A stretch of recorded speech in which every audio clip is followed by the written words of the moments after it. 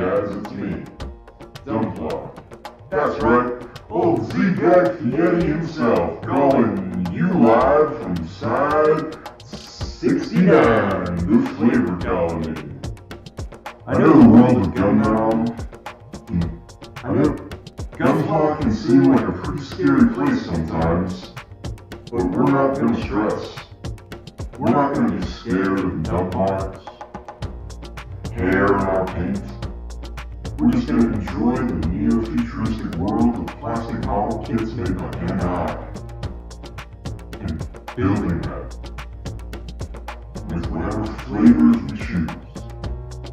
Maybe even all of them. I don't know, come to think of. You are I am Dumbpla, and you are watching AO Mecha Live. AO Mecha Live on YouTube. He said I could talk for as long as I wanted.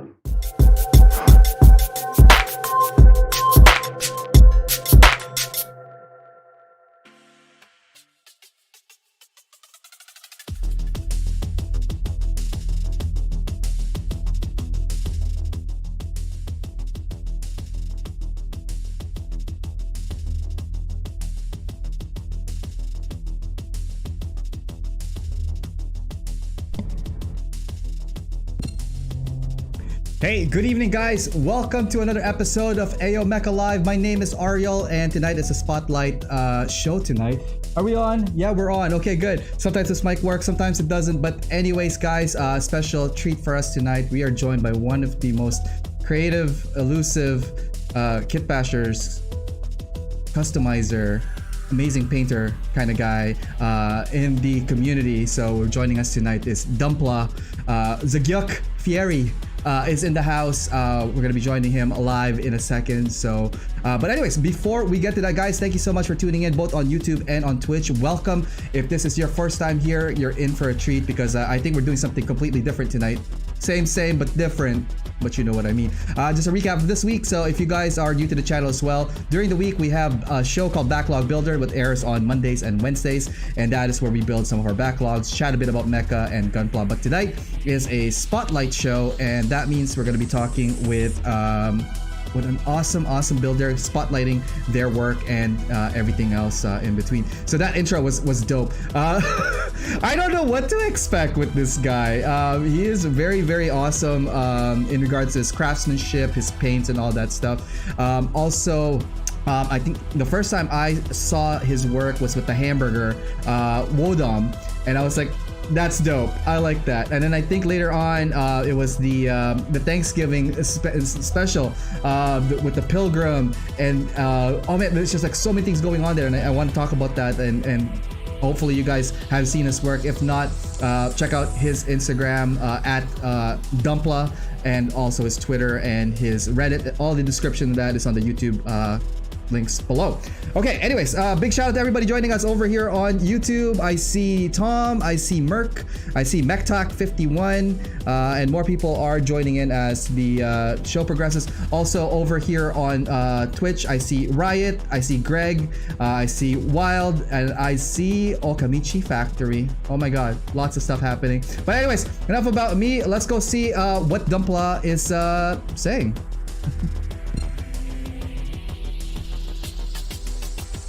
Hey man, is it on? I think so. How is Side 69? Flavor Colony. That's right, Side 69, the Flavor Colony. It's a beautiful night here in Flavor Town. You guys have mics there? Flavor Side? Call it Flavor Colony. So does that mean it's artificial night, artificial day? Like what are we looking at here, man? Artificial flavoring? Are we doing artificial? Let me fix my mic up a little bit. There we go. It's a delicious herbed day every day here in the Flavor Colony. Awesome stuff. Dumbpla, thank you so much. Thank you so much for joining us tonight. Again, we had a lot of fun kind of just catching up just before the show, just because there's so much. I had a lot in my head, dude. I had so many questions pertaining to your work, but it's not until we actually started talking about like what we do for a living that was like, hey, I know what you do, and then you're like, yeah, I know what you do too, and we're just kind of like, I wouldn't say sizing up, but it's like I know what it's like, to be in that, to coordinate with people in your field. But yeah, no. Yeah, nemesis. Hey, we're the quarterbacks, okay? Can we talk a little bit about that? A little bit about your background? So for people who might not know you well, and for people that are just like obviously tuning in, why don't we do a quick intro about you, a little bit about your background, and then we're gonna get into your work. All right. Oh, am I going with it? Just go with it. Well, it's me, Dumbpla here, former resident of the United States, now residing on side 69 of the flavor colony. Nice. So, what do you do there in flavor colony, man? I protect the colony from flavors. Make sure that everything is seasoned correctly, you have enough salt. Matching the different taste, finding the all flavor. It's really cooperative of flavor and soul. That's it. And very important. Awesome stuff. Whereabouts in the States did you originally come from? Originally, I came from a little town called Milwaukee. Oh, deep Milwaukee. in the Midwest. Right on. Yeah, Milwaukee. It's an Algonquin word for it means the good flavor. Oh my god! They did it wrong in what's that movie? Wayne's World. So try to explain it there too. I was gonna try to get you to do the 5, 4, We're not 3, worthy. 2. We're not 1. worthy.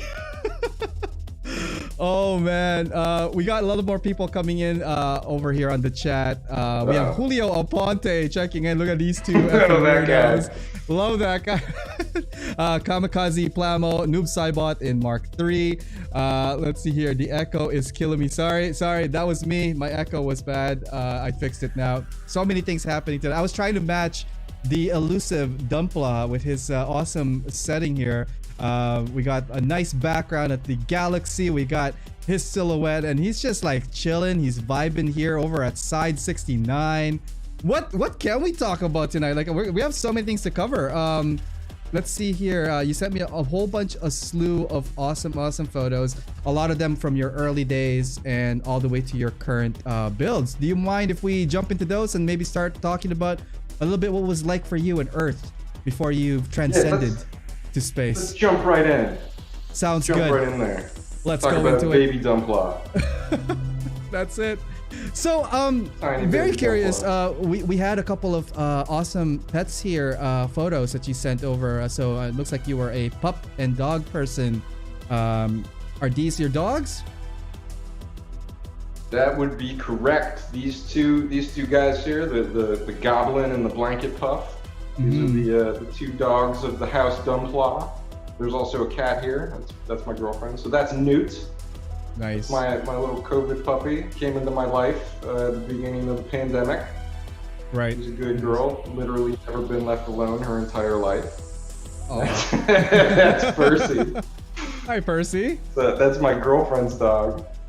Oh, nice. He's a Boston Terrier, so he's insane all the time. Oh, wow. Beautiful then, setting here. Love the greenery as well, by the way. Looks like you had a nice place out there. Yeah, side 69. We got oh no! What happened? Uh-oh, what happened to you, man? Did we lose your Hold video?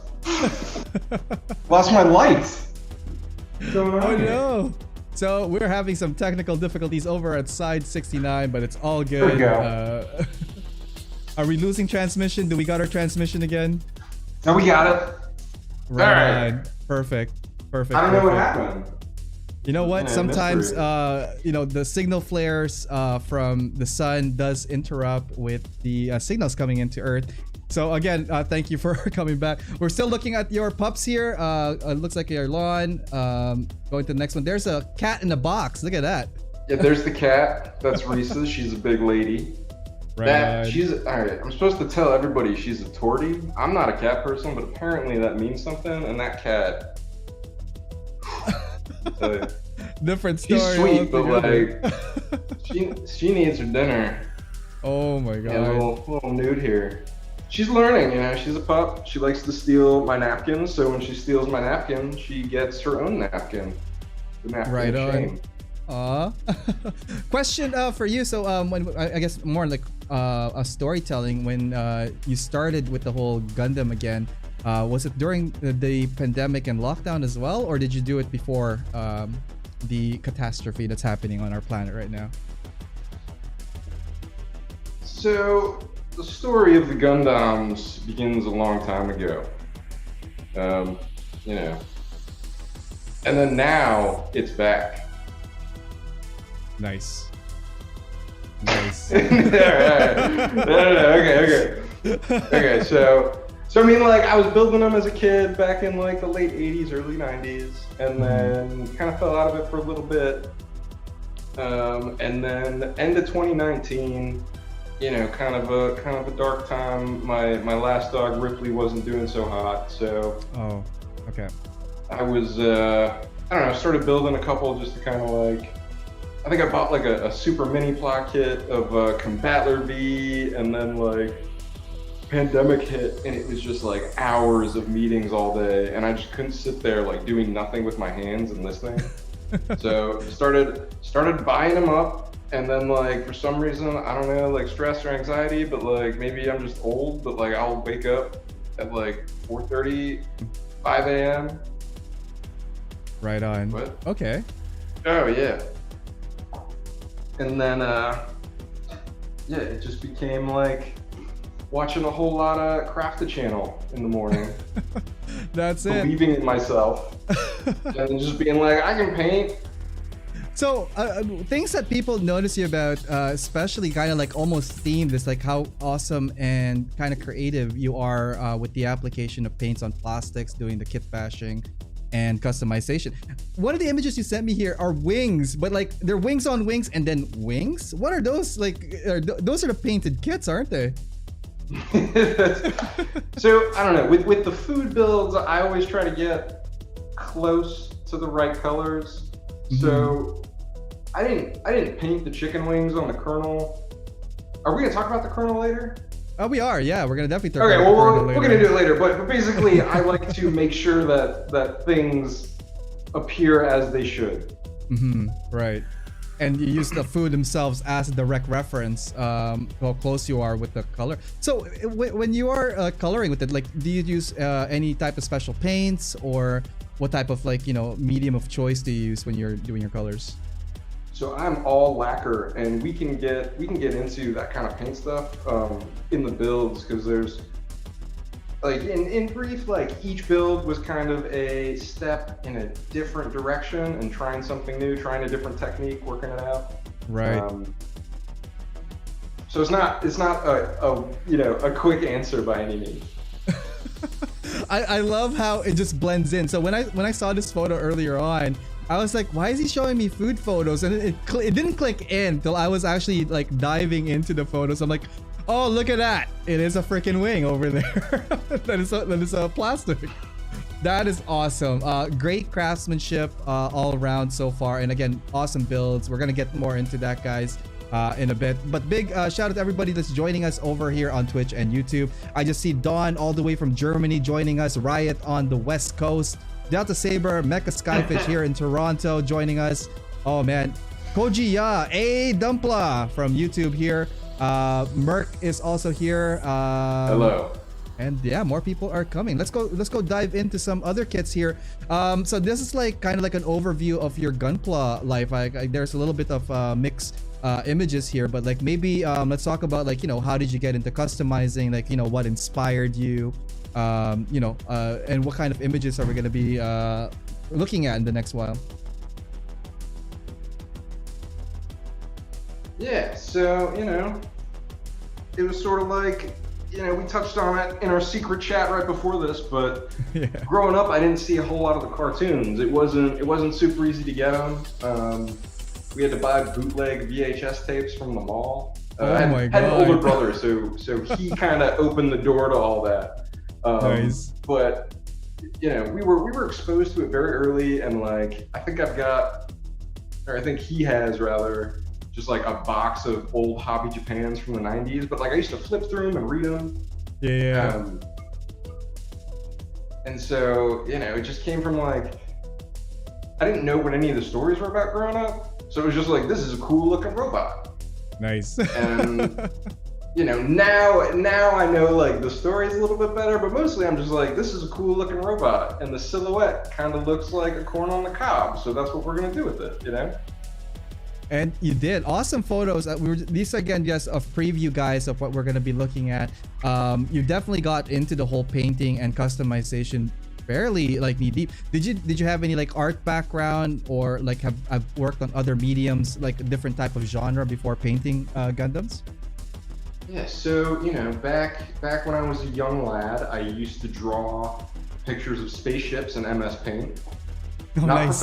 Not professionally. It was it was just sort of like a little thing that I did before the internet, really. Yeah. And like I think that probably honed the skills that I use today. Nice. So that's a concept that didn't make the Plamo Labs cut. Is this called Domino's Pizza? Is this a Domino's pizza?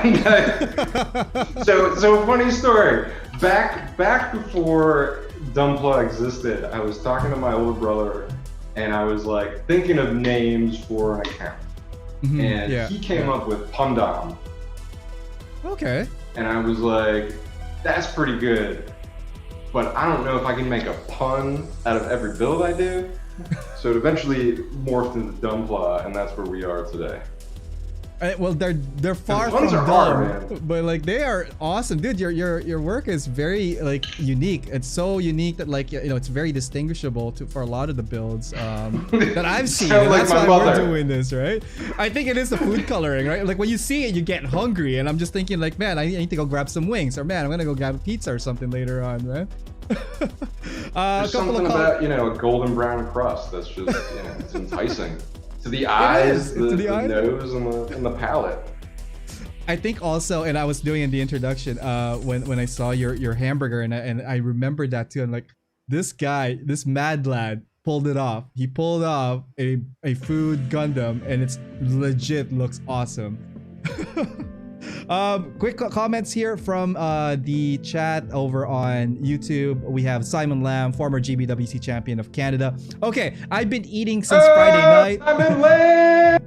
And I can't handle any more wings. France and what's it called?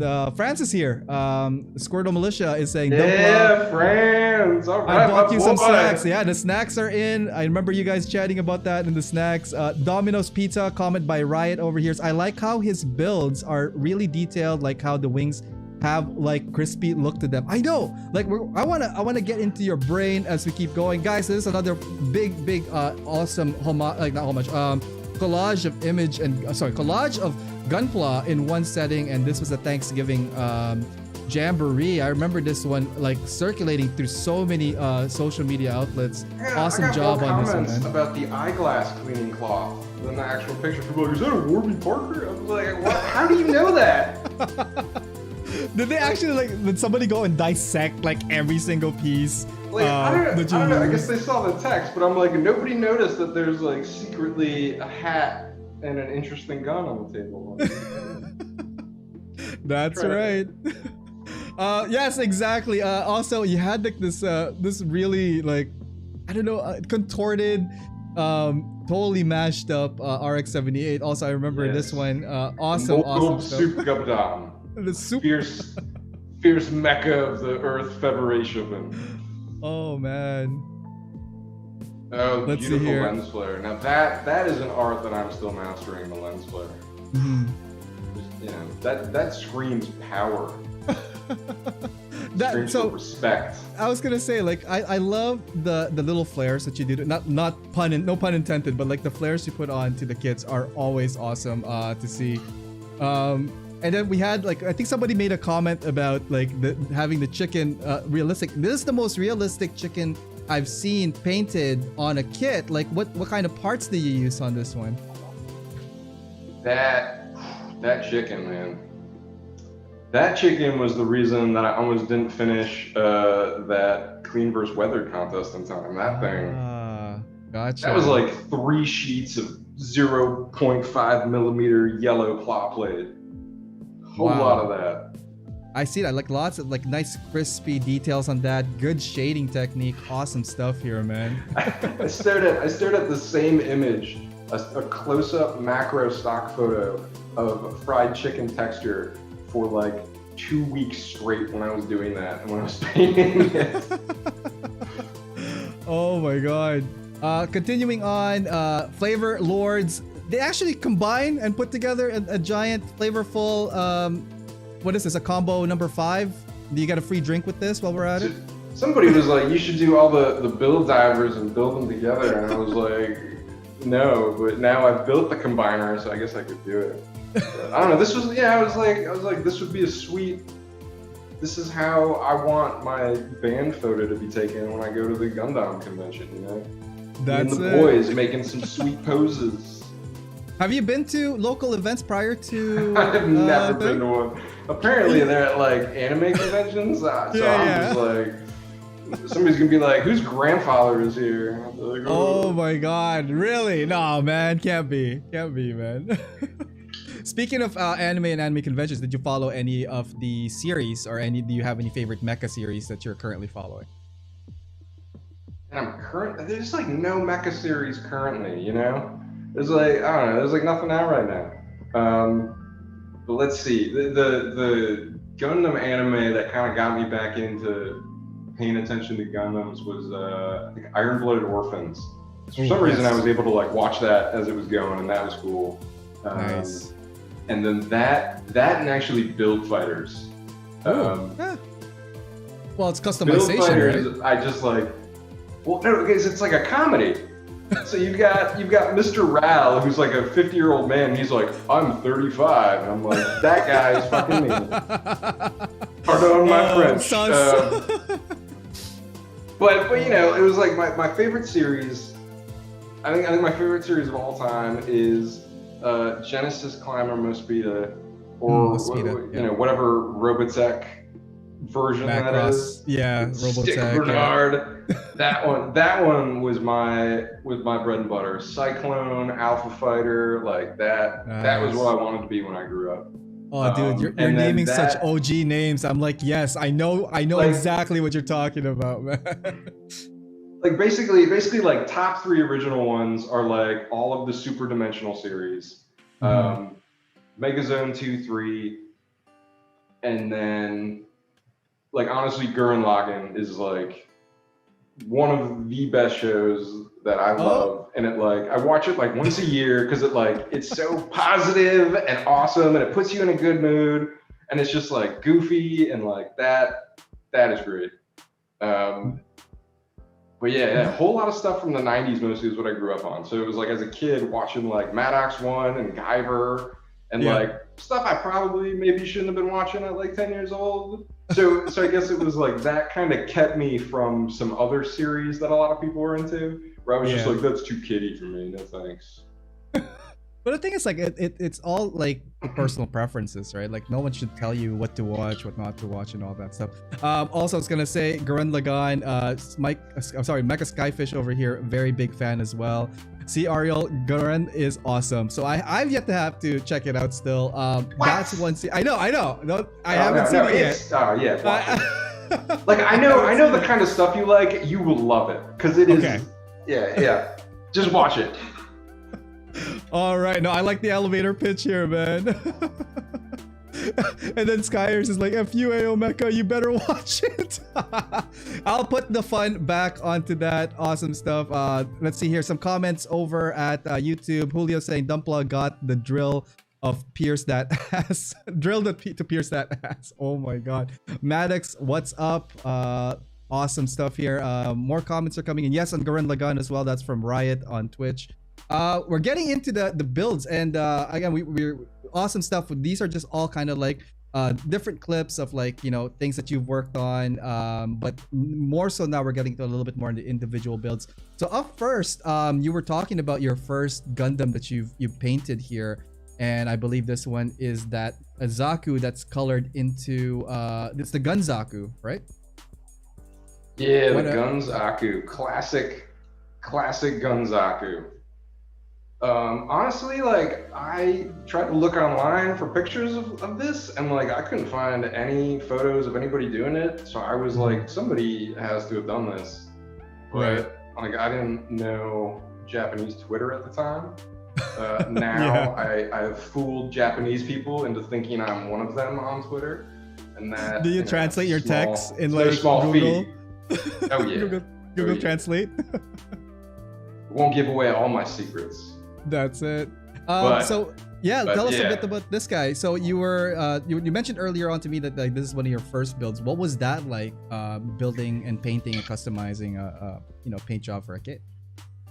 So this was the first painted build, and this was when I started the account in September last year. So from March of that year forward, I was just kind of snap building stuff. And then, did a couple high grades, did a couple master grades, did one perfect grade strike, and was just like, that was a little overwhelming. So I kind of did a lot of real grades for a while, just because I could like spend time on all the pieces and it would last me a couple days. So then it was like moving forward, I was like, okay, I've been training every morning, watching crafted videos for like 2 hours. I'm ready to do this. So I finally started getting into it. Bought the airbrush, bought paints, had some idea of what I was doing. Nice. Some way. Just like thin it, 2-to-1, blast that sweet baby. This one came out pretty well. I made the mistake of washing the parts in water, and I used like 4 spritzes of simple green instead of using like a decent amount of soap. So I think that messed up the whole primer adhesion. Okay. So there's a couple of spots that were a little tender, but I don't know. I was like, I'm just gonna paint this. That's all I'm gonna do. And then I was like, I bought these $40 scribe chisels off Amazon. Even though I said I'm gonna paint this, I'm gonna try to scribe it. And I was like, I'm not gonna scribe it. And then I scribed it, and it didn't. It could have been better.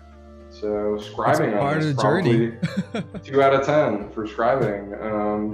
Just wanted to do the basic colors. Didn't really have any plot plates, so just used a little tape.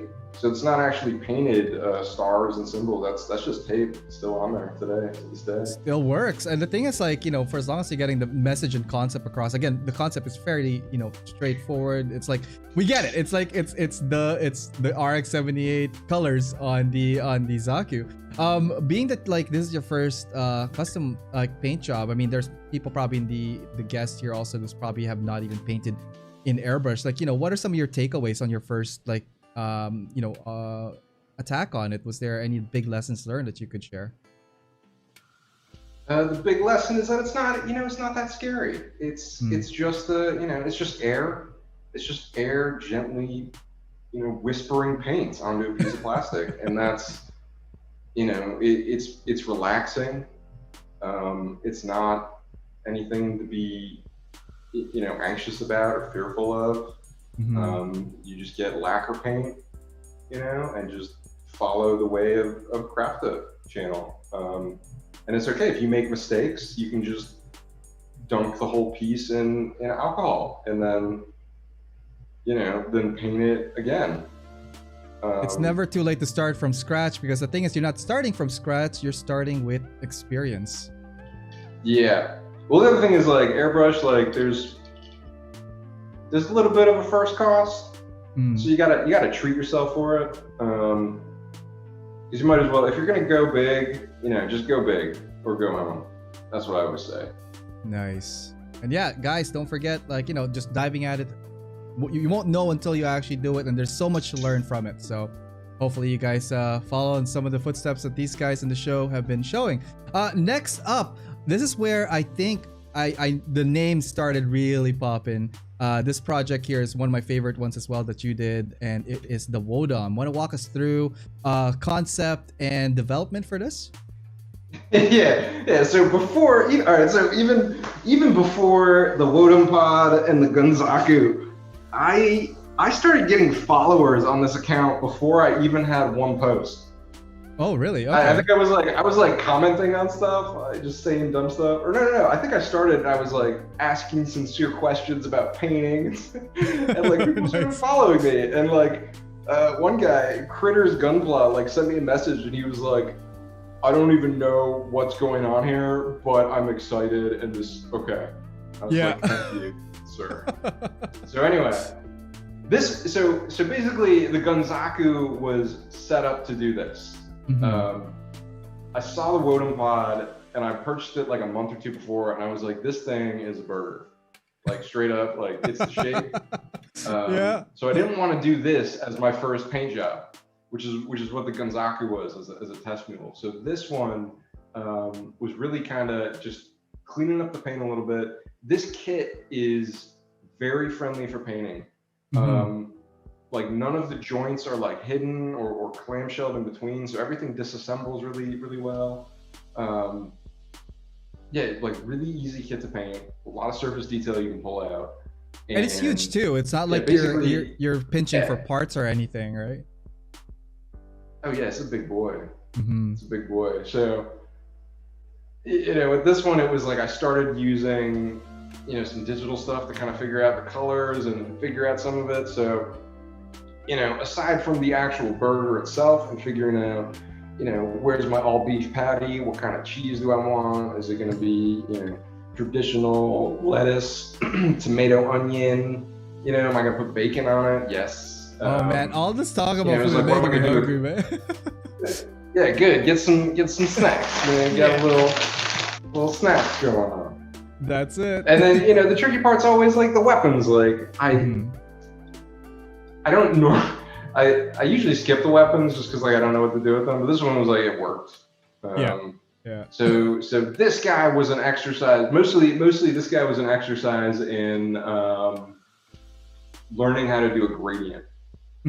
Yes. The onions here that we have on screen. Yeah, dude, it's so awesome. Like, did you actually chop like onion references and like work from that, or like this? I literally had a Ziploc bag with a red onion in my paint booth, nice. Just double checking that the colors were actually like the red onion was a little bit more kind of like magenta, a little more red, but with colors I kind of think a little bit more cartoony. Sometimes like with I guess I don't. I like bold colors, but you know. So with working with this kit, like obviously you're aiming for that hamburger feel. You know, when you were you painting it by piece, or were you painting it like per color, or like per section? Like, what was your approach when you were doing it? Oh man, I don't even remember. I think most of the kit was like brown and red. So yeah, as you can see, there's mostly brown and red in that photo. And then it was like, I think I painted that piece early because it was like, I didn't have all the paints to make the brown and the red. That's right. Because I only bought like seven paints initially. So I had 2 blues, a red, a yellow, like a white, and then 2 purples. Or no, wow. 1 purple and something else. So I didn't even have all the colors to finish it. So I did the onion early, probably like a week before, just to like mess around with it. Because I was like, I want to paint. I need the paints, man. And then, yeah, I don't know, just like try to paint as much in one color as I can. Yeah, when we're getting more into like the meat of things. Yeah, Awesome color scheme. 100% ground Angus chuck beef. So masking, that's a big thing that I noticed in your web photos. Like this must have been like, how did you Yeah, it coordinate? was Like, did you score it awful. first, or like how did you tackle your masking approach? So I learned my lesson with scribing with really bad chisels, and I was like, I'm not doing it this time. Yeah. So I tried to do just the old sharp knife trick guy on this, and it took me a long time. And yeah, yeah, this one took a minute. This And one with here, like that the bacon ones are pretty dope too, man. Like beautiful you got, flesh colors. You got the flesh colors. You got like, you know, the fatty like whites happening there, man. Like this is some kick-ass stuff, man. Couple of comments coming in. Johnny's here, Mobile Suit Black Man. I want some Dumbpla meat.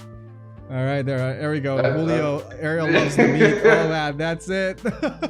Well, if it looks this good, who doesn't, right? Amazing job. Again, the dedication of like, I know it's cartoony, but like the realistic cartoony, like the association of colors that you use on this one, fantastic, man. What there at any point you're This kid is like very striking from afar. yeah. You know, like just thinking about like physically being in like an area with a bunch of models, like I will see this one from across the room in the case, and I'm just like, that's. do you go to like look I'm at gonna other people's eat you. burger now? like Like, I made oh one man, of those. I could eat burgers pretty much every day. I love burgers, man. Oh man, who doesn't? And again, the lettuce and did you add pickles? These are the pickles now, right? Or is this the lettuce still? The pickle's the eye. Oh, right. Oh man, but like, look at the like, guys, just the things you could do with like simple colors and like gradation of different tones, and what patience and masking gives you an amazing. Yeah, that's really only one. That's two colors. That's just one shade of green and varying levels of white. So you can do a lot with that, and then mixing in a couple other colors. So after this build, I started getting really heavy into just mixing my own colors, because you can't buy, you know, Mr. Color, you know, pastrami red. You have to mix it. You have to mix them. Man. Yeah. Until I get my own paint line. When is that dropping? When is Dumbpla paint line happening, man? It might be a subline of Derek Tater Salad's delicious tater paints when those come out. Awesome stuff. Let's talk about like how this is coming together. Like, so you mentioned that you painted like different parts in different timeline. Like, at what point do you like in your head just like, hey, this is starting to like make sense, or like at any point during that you're like, oh man, this is not working out. Like, did you change anything along the way? So let me tell you, the secret of Dumbpla is that about 1/3 of the way in every build, I stop and I pace around the house for like a day, just going, this is so stupid. Oh man. And then I'm just like, I just like psych myself. I'm like, all right, we're doing it. Like, whatever. You know, nobody's gonna call the cops on me if, you know, with the burger robot. I'm just gonna, and then I do it. And, you know, it's always the point of no return. Yeah. When you build with flavor. Awesome gradation on the bun. Can we talk about like the type of paints you use for that one? Oh, that was one of my favorite paints for Gundams. Yeah. And that is Mr. Color Lascivus line. Ooh, and that is the flesh tone paint for when you want to paint your Gundams a beautiful flesh tone. Actually, no, I'm lying. This is Radome. And no, it's Radome, and then it's Lascivus Copper Fox Brown. Ooh, and that's the mix for it? That was, yeah, pretty much. Faded into it. And that's a real piece of cheese. That's a real piece of cheese. This guy right here. That is American.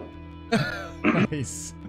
Unfortunately, like in hindsight, like I don't know if the arms read as cheese well. I think I needed to do a little different. But you know, it was yeah. We didn't eat that cheese. Don't ever eat the cheese in your spray booth. We got also some decaling here as well for the weapons. Awesome touch on this one. It definitely feels Like it is one of those like combos you'll get out of like, you know, a burger joint, man. Like peel here to like, you know, unwrap your burger. It's like Awesome. Decals are fun, man. You can do some like weird stuff with decals that, like, I mean, like, you know, like that. Like, I guess no, I painted the pinstripes on one of them, and then I used the there's like a border on the decal, the water slide itself, and I would just cut that out because like you're not supposed to use it, but it's basically a pinstripe, so you can just like throw that on. And like ultimately, like with all of my builds, like everything is just like shapes and colors, so it's like, you know, it doesn't have to be functional. Like I don't need this to be a hatch because this is a piece of lettuce, so it lets you get a little weird with things. You just cut the red tape altogether. Pretty much, this is now a fun build. It went from like a build that like could have been technical to like went straight up fun, man. And here we are with the box. Also scratch built from the looks of it, or did you use like a template from one of your previously eaten order or takeout? Oh no, that was I downloaded a template off the internet and bought $6 worth of paper at my local Michael's to make that. Nice. Really, you know, probably did that at a 7th grade level. I'm really proud of that. The thing is, like, I love how rough There are it is. safety scissors. I'm not allowed to use scissors on my own, so it was kind of tricky. Adult supervision. Awesome stuff. You're now mixing food photography with Gunpla photography, and it's turning out really, really well here. It looks delish. Here it is, a little bit out of the box, literally out of the box form here, and it's now all getting complete. So when, oh, hang on, there's a couple of comments here I just want to read out on. Comments. Yeah. What's Where's the going on? pizza dough? There's Let's take a caller. Next caller. Let's a caller. Let's see here. Riot here over on Twitch. He's saying, did he make his own custom decals? That's a question for you. Not on this build, but I did make some decals custom that we can see a little later. Ooh, only in black and white with the inkjet laserjet printer that's text only in Comic Sans. Okay, next caller. Next caller, I have that IKEA plate. That's from Johnny over Mobile Suit Blackman. He's also saying good comments. Government Good cheese. Kind of looks like one of those Super Mario characters, like what are they called? The Goombas? Oh, the Goombas, yeah. Well, in some pictures, that one kind of gives off like a Metroid vibe. Yeah, with the orange, or at least like that, like brown orange colors to it, right? Awesome. We're gonna get to some more photos. the red chest. Yes, yeah, and then the gradation of that one, looking awesome.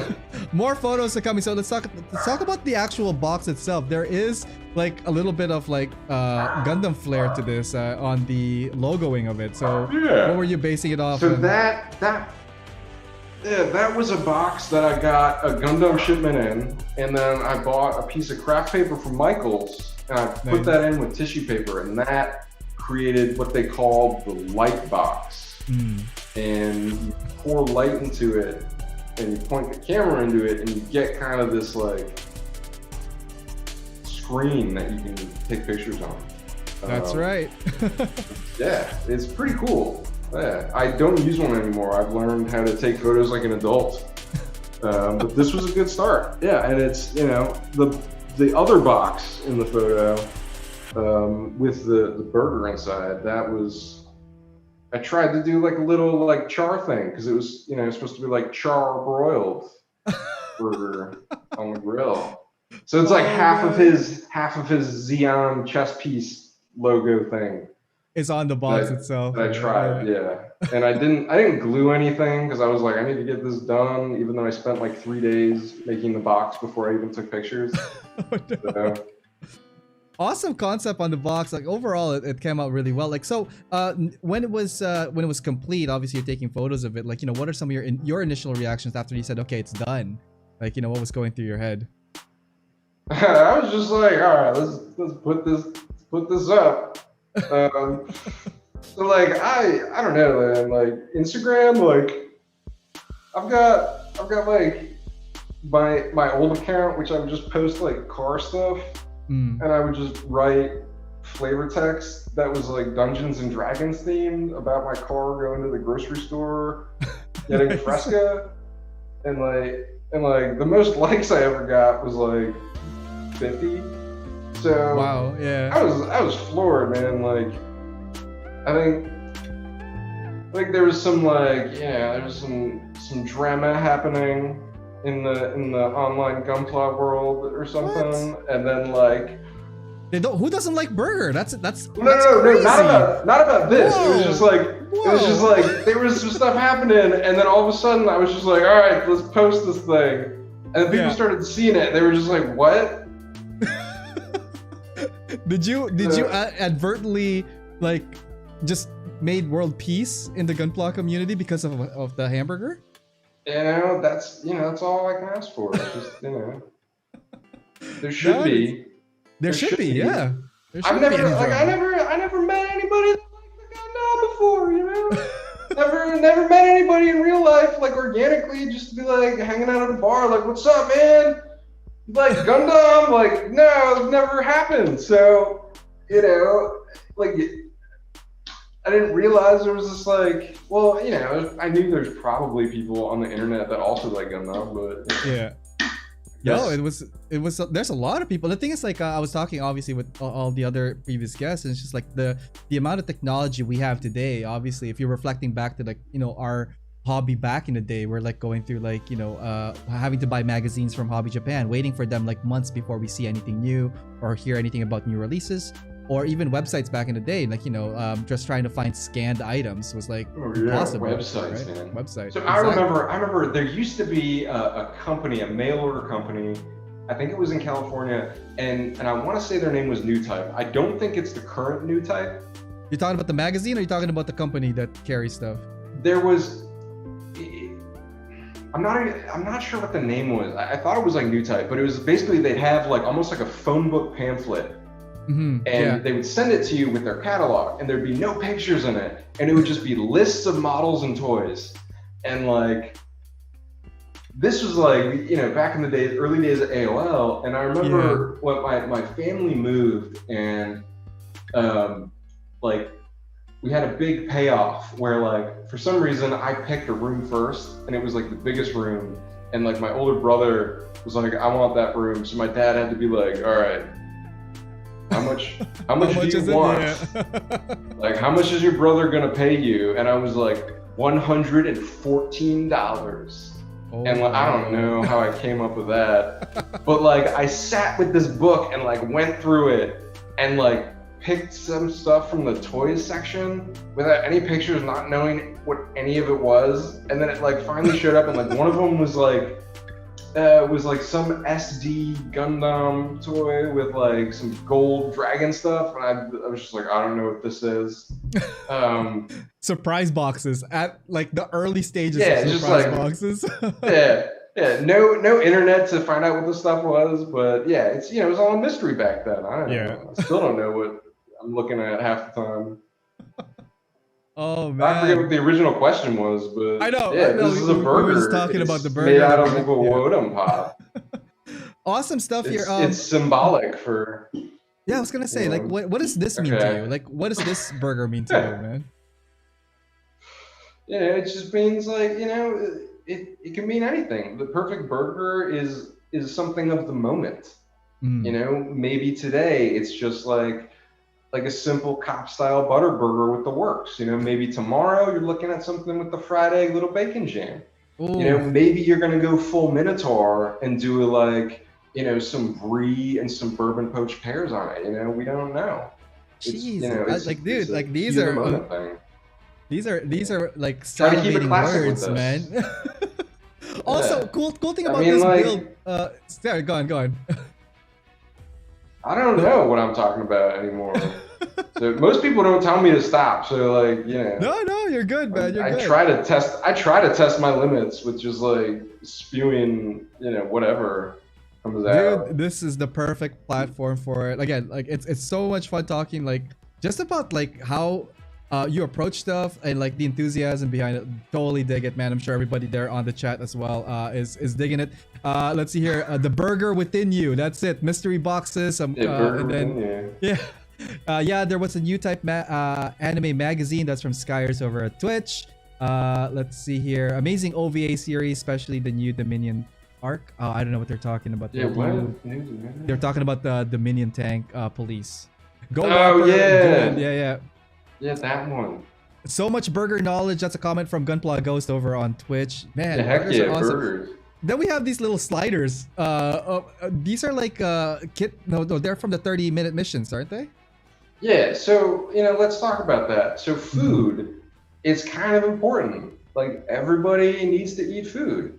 Absolutely. And so, everybody loves food, I guess. Except for, like, people who are like, no, I don't like that. I only want macaroni and cheese and hot dogs. I'm like, come on. Or like children. Children have terrible taste in food.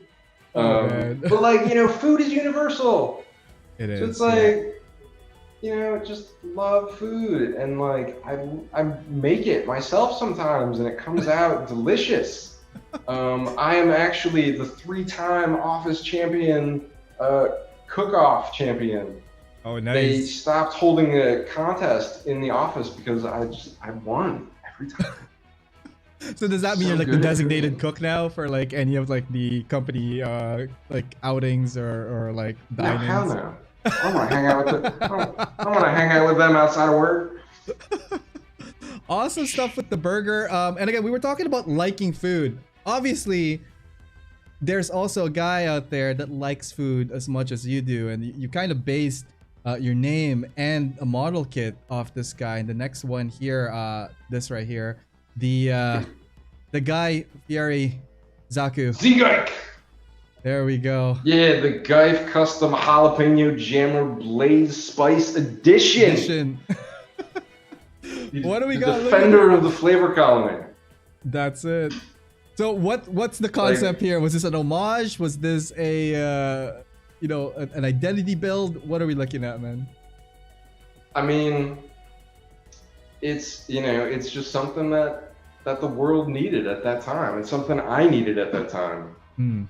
I needed someone to guide me through the muddled flavors of this recent events that happened, and I just needed somebody strong, somebody who was fresh from the fight. I needed a hero. Nice. And this was the hero that we created here at Flavor Colony.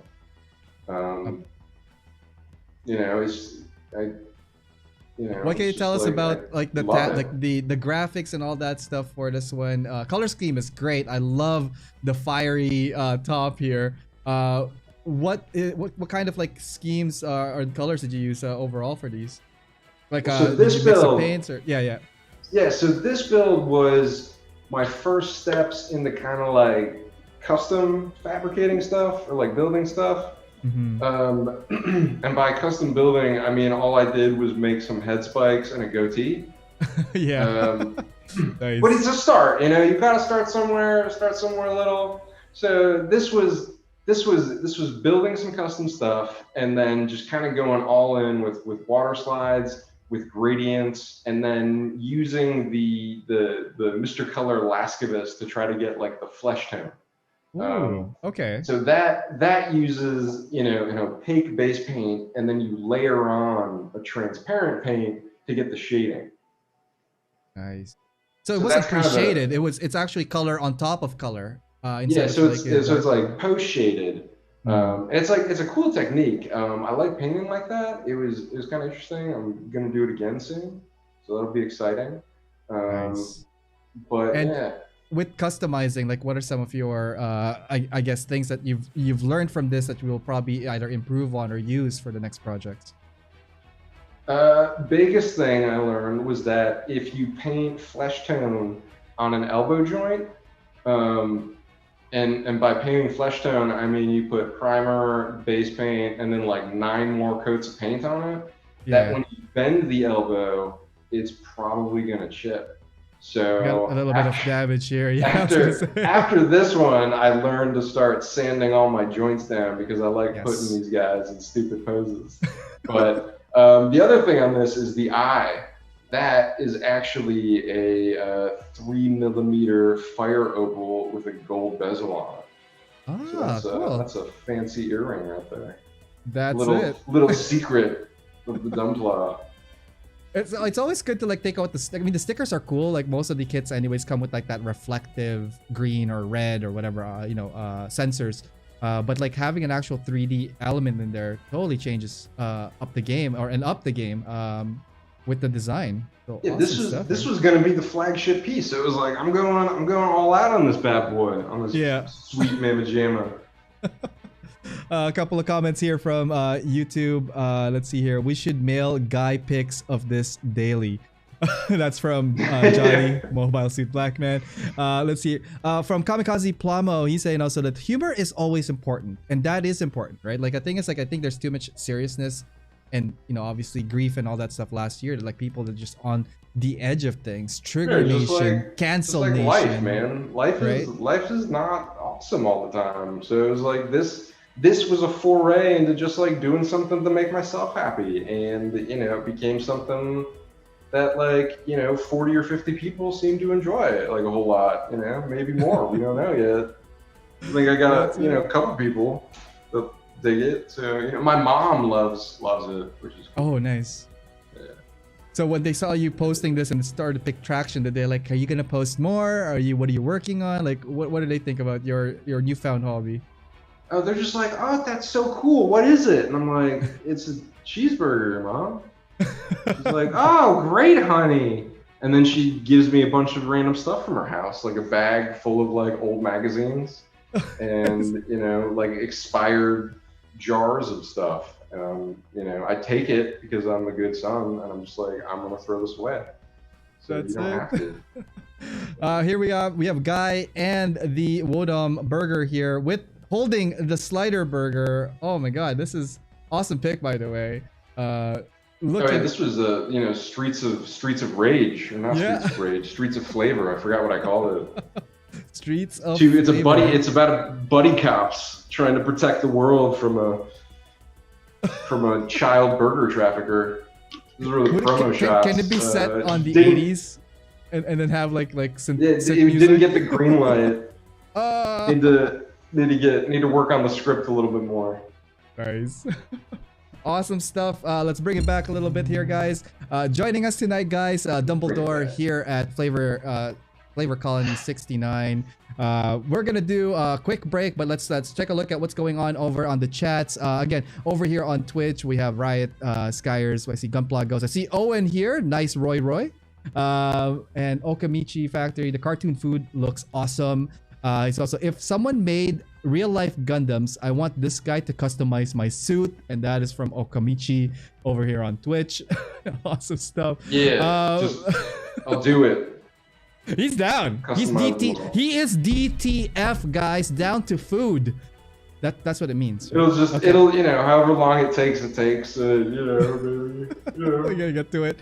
Julio here is like, how do you think you got so dumb? Years of TV, early 90s MTV, Ren and Stimpy. This is years of repressed dumb. So like, I've been holding this back out of my professional life for so long. It was just like, this is just years of it condensed into a solid mass of dumb. Holy cow. Release. That's a lot. Release and into the Gunpla word. So it's Dumbpla all the way. 120% of Dumbpla on your burgers and all your foods coming up. More of these, by the way, guys, coming up shortly. We're joined again, by Zgayuk. Yeah, it's me, Darbo. Are we going on break? I'm going to get some more Fresca. Yeah, we're going to go on break. Just hit unmute and we'll be right back. Yeah, be right back. Thanks for tuning in to the stream, and hopefully you guys are enjoying the show so far. I just want to let you guys know about an amazing online community that I'm part of, and it's called Side 6. Here, you will find like-minded modelers and hobbyists who enjoy the mecha and gunpla genre. We encourage posting of whips, projects, and tutorials to help each other move forward in our hobby and in our community. We are always open to new members of all skill levels, so come check us out at facebook.com/groups/side6. We also have an Instagram where we feature members' works, and you can find that at instagram.com/side6_mecha. For all new club information, resources, and news, you could check out our website at www.side6.club. All right, let's get back to the show and see what's going on there. All right, welcome guys. My name is Ariel. You're watching AO Mecha Live. It is Spotlight Night here at AO Mecha Live. Yes. Anyways, we're joined by Dumbpla. We're going to be joining him again shortly. He just went to go grab some more fresco because he needs to be fueled up over there at Side 69, the Flavor Colony. My God, what a trip tonight has been. More stuff are coming your way, but a couple of things. Just again, this Monday coming up, we have the continued backlog builder episode with the red frame. Continuing on that amazing kit, by the way. So I love the ashtrays. The blue frame MG, even though it was like 10 plus years old, is still awesome. The red frame itself, again, still as amazing as the red frame. So if you guys have not checked that out, see if your stores are available. Also check out USA Gundam Store and MSMN Studio. And if you guys are looking for model kits, tools, and paints, don't forget there's a discount code for USA Gundam Store. Use AO Mecha 10 to save on your next purchase. Next week is our actual Spotlight finale. So season 3 is ending next week. We got a guest joining us that's gonna be a little bit of a he's a cool guy, I guess. He does stuff, he reviews things, he builds sometimes, and yeah, and overall I'm again looking forward to seeing him in our show. But more info on that this coming week as we're finalizing our approach, and then again continuing on the rest of the week with backlog builder episodes. Okay, I think we are back here with Dumbpla joining us over here in AO Mecha Live Spotlight. Let's go see what he's saying. Zagyuk, are you back? Yeah, I'm still muted. Hello, yes, it is me, Dumbpla. I have returned. And Dumpla's pet, is that which pup is that one? Oh, that's the blanket puff. Newt. She's barking. I don't know why. She wants to get down here, I think.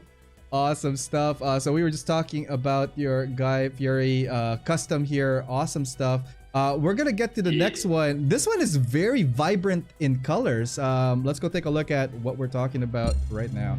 Oh no. So this guy here has like, holy cow, like no volume control whatsoever. It's just, oh man, this is. Dude, what's going on here, man? This is my 4 out of 10. We don't normally talk about HG Extreme Sports.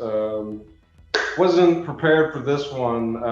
You know, this is when, you know, you take Gundam Sports to the extreme.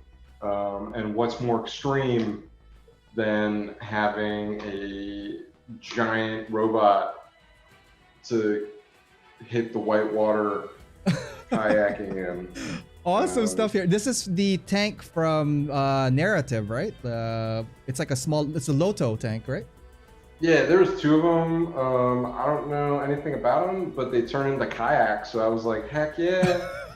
Was gonna paint 2 of them, and then I got one done. I was like, I don't want to do this anymore, and so that is that. This build really was just, I don't know what I was doing. I was just like, I want to use this neon colored paint. Let's do it. Just nice. Try it out. So I did it. I didn't use any black or white in this build, which was kind of a cool thing.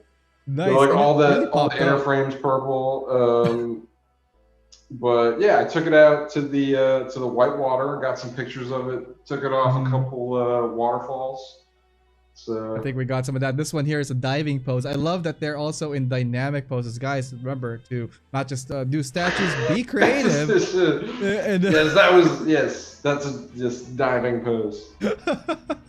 or like more like falling into the falls. Yeah, there we go. There's the good ones. So these are legit photos from Earth Federation Extreme Sports Network. These were actually taken on scene. High grade extreme sports. When did they usually air? Is it like summer? This was right after they announced Master Grade Extreme or whatever. Oh yeah. And so I was like, all right, hey guys, what is there a version of high grades that's extreme? And everyone's like, yeah, real grades. And I'm like, no, high grade extreme sports. So, Extreme. extreme. So really, it's like, you know, I've dug a bunch of graves in various genres here. So we have the Flavor Lords, we have extreme sports, we have Mobile Soup Gundam, we have the Holiday Boys, and then we have, you know, our super robots. Yep. Named very literally in other languages, and then what? I don't know. And then there's like the repaint parody. I don't know. So anyway, yeah, this is maybe we'll go back to. Yeah, maybe we'll get some more extreme sports later that nobody asked for. Wait, no, that's what it was. I put a poll up on Instagram, and I was like, "Do you guys want extreme? Yes, no, maybe." And like 12 people were like, "Yeah," and so it's their fault that this happens. I think Executed well. Names. We can go over later. Awesome stuff. Love the color and love the vibrancy of this one. Comment here from Kamikaze. He's saying Flavor Colony LMAO. It has a Decepticon vibe. I can see that. In mobile suit form. It's very G2. G2, kind of like what's his name? Megatron with that orange, not the green tank, and like that purple color. To it. Awesome stuff. And there it goes. Some of the colors were kind of like G2, like Superion. Or like, you know, some of the combiners, or I was just like looking at those colors for the garishness of it. Oh my god, very like I want to say like 90s vibe to it, like with all the neon clothes and like gear and like all those commercials from like Fruit Loops and like not Fruit Loops. What's that one? It's not Fruit Loops. Fruit Loops is a cereal. It's the fruit string. Oh my god, I forgot what it's called. Fruit by the Foot. Fruit by the Foot. Yeah, Fruit by the Foot. Oh my god. Here's some more extreme shots of the Loto taking on some extreme waves with this extreme alt mode in the kayak. But also, this thing goes in the dark, man. Like, you hit this with some light and then bam, what's going on here, bro? This thing will mess your eyes up, man. Like, at first I thought you put LEDs there, but it's not. It is the reflection of the fluorescent. Is the picture of it outside during Christmas in this list? I got it. Yeah, I got it in the next one. Yeah. This is indoors, guys. Yeah, this thing. I bought this UV flashlight for, I don't know why, because I don't have any UV resin or anything. I was just like, somebody in this Discord was like, yeah, UV light. And I was like, yeah, I'm going to buy one. So I bought one. Yeah. And then I like blinded my girlfriend showing it to her. She was like, don't do that again. I was like, I'm sorry. But like, yeah, it's really hard to take a picture of it at full brightness unless you're outside like 30 feet away. But like all of these colors except the blue. Well, I guess the blue wasn't. The blue does like a light blue a light blue that I mixed. But like, this is the real power of the Mr. Color neon paints. Like, holy cow! Couple of comments here on Twitch. Oh my god, the photo though, sell it so good. Extreme. That's from Q-Man. Quinn is joining us over here on Twitch. Also, extreme. There's a question here from Don, all the way from Germany. He say the big question is when Hot Dog Nightingale. When are you gonna do the Hot Dog Nightingale? Ooh, think that's gonna be a thing? Hey Don. Hot Dog Nightingale. Can we add that probably when it probably after it comes out? You know, we may never know. You know, I don't. You know, we don't know what's coming next. I don't know what's coming next. So that might be a maybe. That's a secret. Just stay tuned. Make sure you follow Don. So guys, here is Don, follow me. Follow me to Flavor Valhalla. Yeah, this thing will light up. This thing lights up the neighborhood, man. I was gonna say you have full-on lights here, and this thing right here just shines and glows. That's some crazy stuff happening. Like you can see it from like the sidewalk. Like there's just like I didn't put the pictures up, but it's like you couldn't tell in the photograph because of like the low light or whatever. But like just standing outside, it was like you were pretty far. Like this is where you took the shot, right? That's probably about 10 30, feet? 40 feet away. I don't Oh, even know. more so. Yeah, No, yeah. maybe not. I don't know distance. Probably 20 feet. 20 feet Did like you- zoomed in or something. I don't know. Yeah. That was like as far as I could be to get how bright that thing was emitting, Yeah. Oh and my still being God. able to kind of see the silhouette. Otherwise, it was just like kind of like a lens flare on the photo any further away. Oh my God. And the thing is, at first when I saw this photo, no, I kid you not, I thought you put LEDs to it. Then I'm like, wait a minute, this thing is solid. Where the hell did he jam the LEDs in? Right? Like, what's going on here? I don't remember where I put the light. Oh, the light is on top of the narwhal. See it? Ah, okay. On Yeah. top of the horn. Where is where'd it? it go? Hang on. Yeah, like look at the horn and you see that Yeah. black bar right above it? Right That's there, the right light. there. Yeah. This guy right there. Okay. And then I've got the wrist strap around the eye so it doesn't fall off. But yeah, that thing was screaming. It makes for a good Christmas decoration. That is from Kamikaze Plamo over on YouTube. Next on the list, we're gonna tone it down a little bit. This is now approaching Thanksgiving, and where you did the Pilgrim. Yeah, Awesome sweet little- concept here. Let's talk about this build. What was your approach on this one? What are some of the parts you used, and what kind of colors did you use for it? So this was like, all right, it's getting into November. Like I had a bunch of ideas for future builds, but I was like, we're getting into holidays, so there's some easy pickings to save the other stuff. So I was like, I can go Thanksgiving right into Christmas, and then I can really only build kind of like one thing at a time. I don't have the attention span to like keep multiple things up. So Yeah. dove into this, and there was quite a bit of custom work I did on it that I failed at, so it didn't make it. So Okay. I originally tried to do, kind of pilgrim breeches with like the skinny calves and tight socks. Yes. Yes. Okay. I actually bought a second Gabaldi because I messed up one set of legs. Oh no. But I mean, like, actually, so this kit has really nice shoulder joints. They're like all plastic, no poly caps. So I'll probably end up using those for something else. But so this was really diving into like full on, not really full on, but like getting into more plot plate. So like the head is all plot plate for the hat. All the wood grain stuff. Actually, a little bit of putty on this too. I got into. Awesome So like the gun stock is putty. That's all plot plate. Just like I was gonna say, did you score it? Like these are plot plates that are scored, right? Hey. Yeah, like literally just like, I was supposed to be doing like colony drop level clean scribes, and like this was as good as I could get them, so I just went with it. Similar to the gun handle here, or like this back stock here, right? Oh yeah, so that one was super, or not super milliput, but just a milliput fine. Ah, okay. So that is actually like molded and you sanded it down, I'm assuming, for that. Yeah, it was basically just like covered the stock with that putty, smoothed it out, sanded it, got everything in. Nice. There's a little bit of stuff on it. A lot of it's very subtle. So like the forearms going into the elbow, that was all kind of like built up with plot plate. The shoulder pads, all of the pilgrim buckles I had to make, and that was a nightmare trying to hide the seams. Oh, We also got like end of a the key gun. latch here, right? Like the little key latch. So there was some fun with this, because like I posted a couple whip photos, and I kind of got into the whole what is it, misdirection kind of thing. So I was posting this, and people were like, "Oh, a pirate!" Like, "Arr, baby!" And I was like, "Yeah, guys, it's a pirate." That's totally okay? a pirate. Yeah. Little did they know. But yeah, this was a cool one. Here's a the shot of it, legs and guys, feet in are the still back. sitting in a box. A couple of I comments think here this from. was really.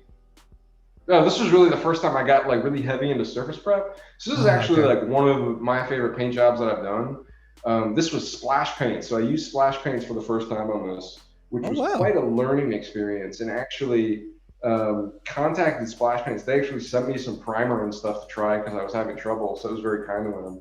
Awesome. And where are they really based liked out? the paints after I figured out how to use them. They're California, I think. They're California, right? Yeah. Okay. Yeah, I think so. Nice. So what did you learn about the paint? Like, did they go on even? Did they go uneven? Was it the primer or was it the mixture?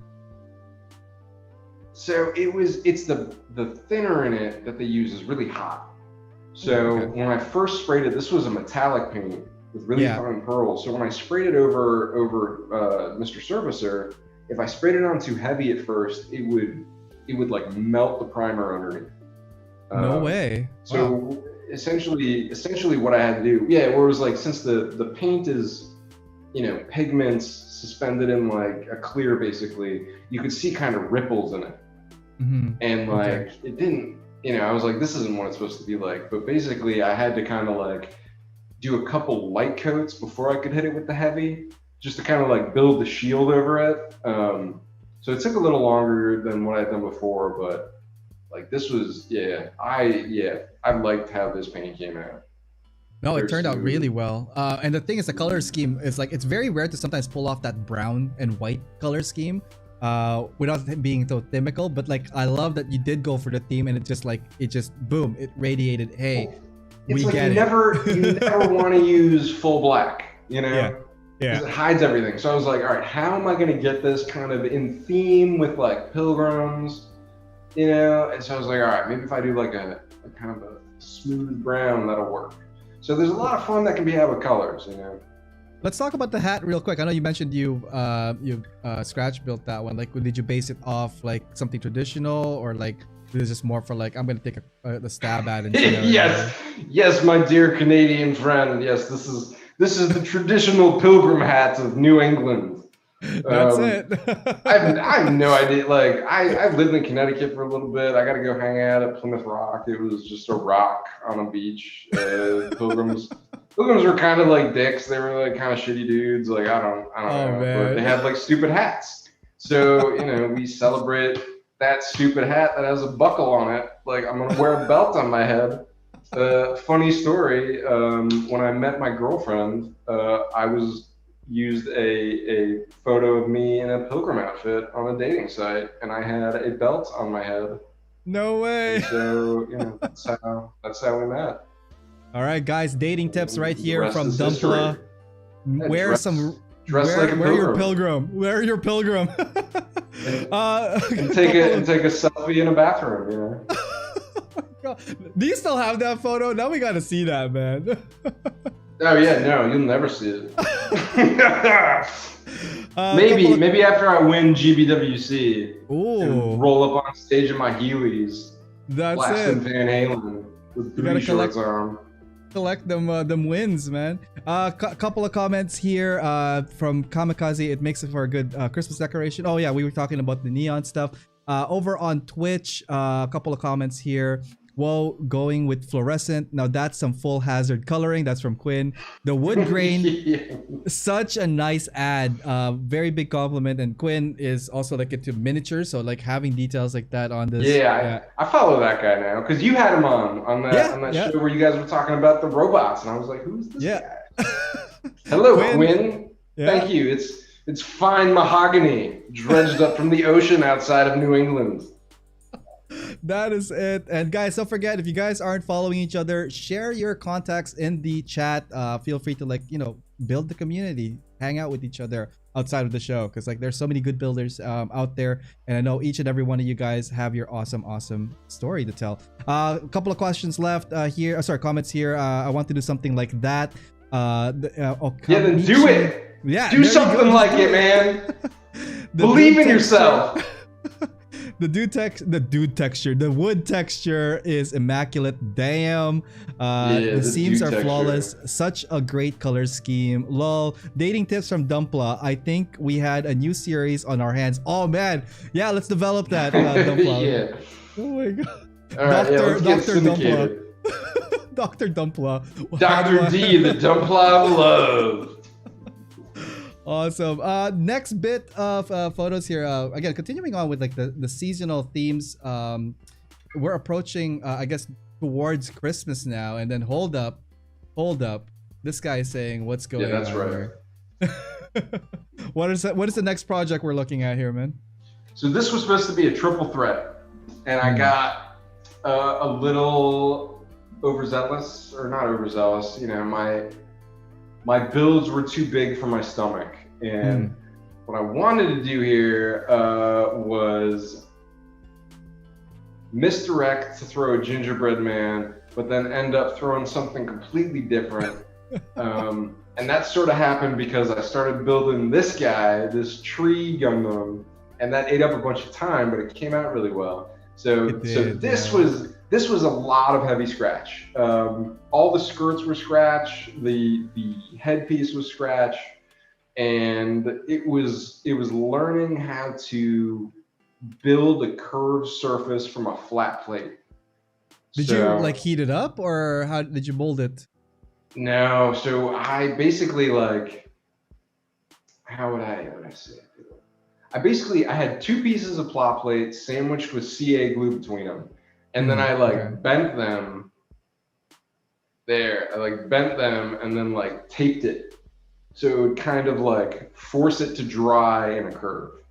Nice. And then like I'd try to wrap it around various things. Just to give that like curve to it, eh? Just to try to hold it. So it worked out pretty well. It's a technique that I used a little later once I learned, you know, how to get it. But basically, like, I was only really able to do this with 0.5 millimeter or thinner plates, and then just kind of laminating. So I think that's like two or three layers on top of each other. But like once you get it, it's pretty strong. Yeah, and it's a good armor. It looks like a tree. Okay, my comment on this one was when I first saw it, in my head, I don't know if you're familiar with Gundam Seed Destiny, but there was a Gundam there called Chaos Gundam. And it's green, and it transforms into like this flying bird thing that it has like cylinder funnels. So in my head, I'm like, oh, you don't see that kit often. And then when I looked at it even further, when I was going through the photos, I'm like, I don't know what this kid is. So that was a thing. Yeah, I watched Seed. I watched Seed Destiny. I kind of like. Do you see it though? Do you love, see like when... love Mu LaFlaga. He's my man. He's my dude. Mu LaFlaga. LaFlaga. Anyway, and yeah, a little bit. Yeah, because like the color scheme nailed on. Again, green on a Gundam. Again, it's very rare as well to see unless you're doing like the full armor or like it's an actual like, you know, grunty suit. But this one here, being with the seasonal, I love also little details, guys. Aside from like the scratch build here that he did for the armor, take a look at this guy right here. The crotch, the freaking star there. Amazing touch on that. Oh yeah, that is plot plate. That is handcrafted plot plate. Right there. Awesome stuff. Yeah, you got, you know, it's like when you build dumb, you can always throw in like little touches like that. That just add a little bit of extra, you know. That's really where the fun is. More comments here from Kamikaze Plamo. Be a Puritan even in 21st century. Oh my god. That way a date will be on the works. So what's the tree Gundam addressing in the first picture? Yeah, so what is it addressing, I guess, in the first photo? Was it just like, hey, Christmas is a coming, or like, hey, I'm the new custom in town? Like, hold up, folks. Hold up, folks. It's about to start shit. It might be a That's little what they're adult. Might be sort of an adult theme here, but you know, somebody is needed to do something, and maybe they're not prepared for it, and so this is really a piece about, you know. Oh, yeah, I see it now. All right, let's go to the next caller. Let's go to the next caller. The next one here, the next caller here, Quinn is saying that's a wild lamination technique. Good tip on that one. Awesome. Yeah. Try it out. Quinn. Yeah, sometimes you can wrap it around like a Sharpie or something to get a little bit smaller. There's a limit to like how tight you can get it without using any heat. Do you find that it's stretched too much, or like? Yeah. I don't know. It's just like I don't have a heat gun, so it's like if I try to do it with a lighter, it's too. Gonna burn it if I were. Yeah, it's not as like consistent enough, and then like I can't get any liquid hot enough to soften it up. So I mean that's just what I do, but I mean you got to avoid kind of using any cement. Because if you start using cement on any of that, it'll start cracking. That's the trick. So I started going heavy into CA glue when doing that kind of stuff. Comment here from Skyers. He's saying use your girlfriend's hairdryer. I do. There you go. It doesn't get hot enough, man. I've tried it. I use the hairdryer as a makeshift drying booth with a trash bag because I'm really good at stuff. Comment here. They're getting ready to string up, right? Oh, string him up. Get it. He needs ornamentation. Yeah. Oh my god. That's what they're doing. You gotta decorate the guy. Yeah. Something a little bit more fun, again, continuing on with the food theme here, the gingerbread theme for the GM. The gingerbread. Yeah, the gingerbread. So awesome. Yeah, this one application, yeah. This one was just like it was meant to just be very simple and quick. Trying to do icing with Milliput fine was just the worst experience. Like it was so hard to get the icing. Did it dry too fast, or like, it didn't? No, it didn't want to stick to the plastic, and like it kept picking up fingerprints. And like I tried using my hands with water. I tried using gloves. So the whole point was that I was gonna do this like dumb thing where I'm like, I'm gonna bake this cookie, and I like took a bunch of pictures about how to cut an onion. And then on Christmas, I was gonna show up with this completely built gingerbread house and be like, gingerbread, full armor. And it didn't work out. You know, I got a little bit ahead of myself, and I was just like, I exhausted myself. And it was basically like, when I got to you could that probably use it for point where next you see year. it. Yeah, I still got it. It was just sort of like the candy pieces that I got on, like they didn't really hit the standard I wanted. So I was like, all right, I'm out of time. I'll deal with it next year. So I got 2 Christmas builds in. I got a little bit more I got to do on the tree. I didn't do anything with his backpack or his rear skirt, so that's got to come up. There's a comment from Julio here. So, next time, try epoxy putty.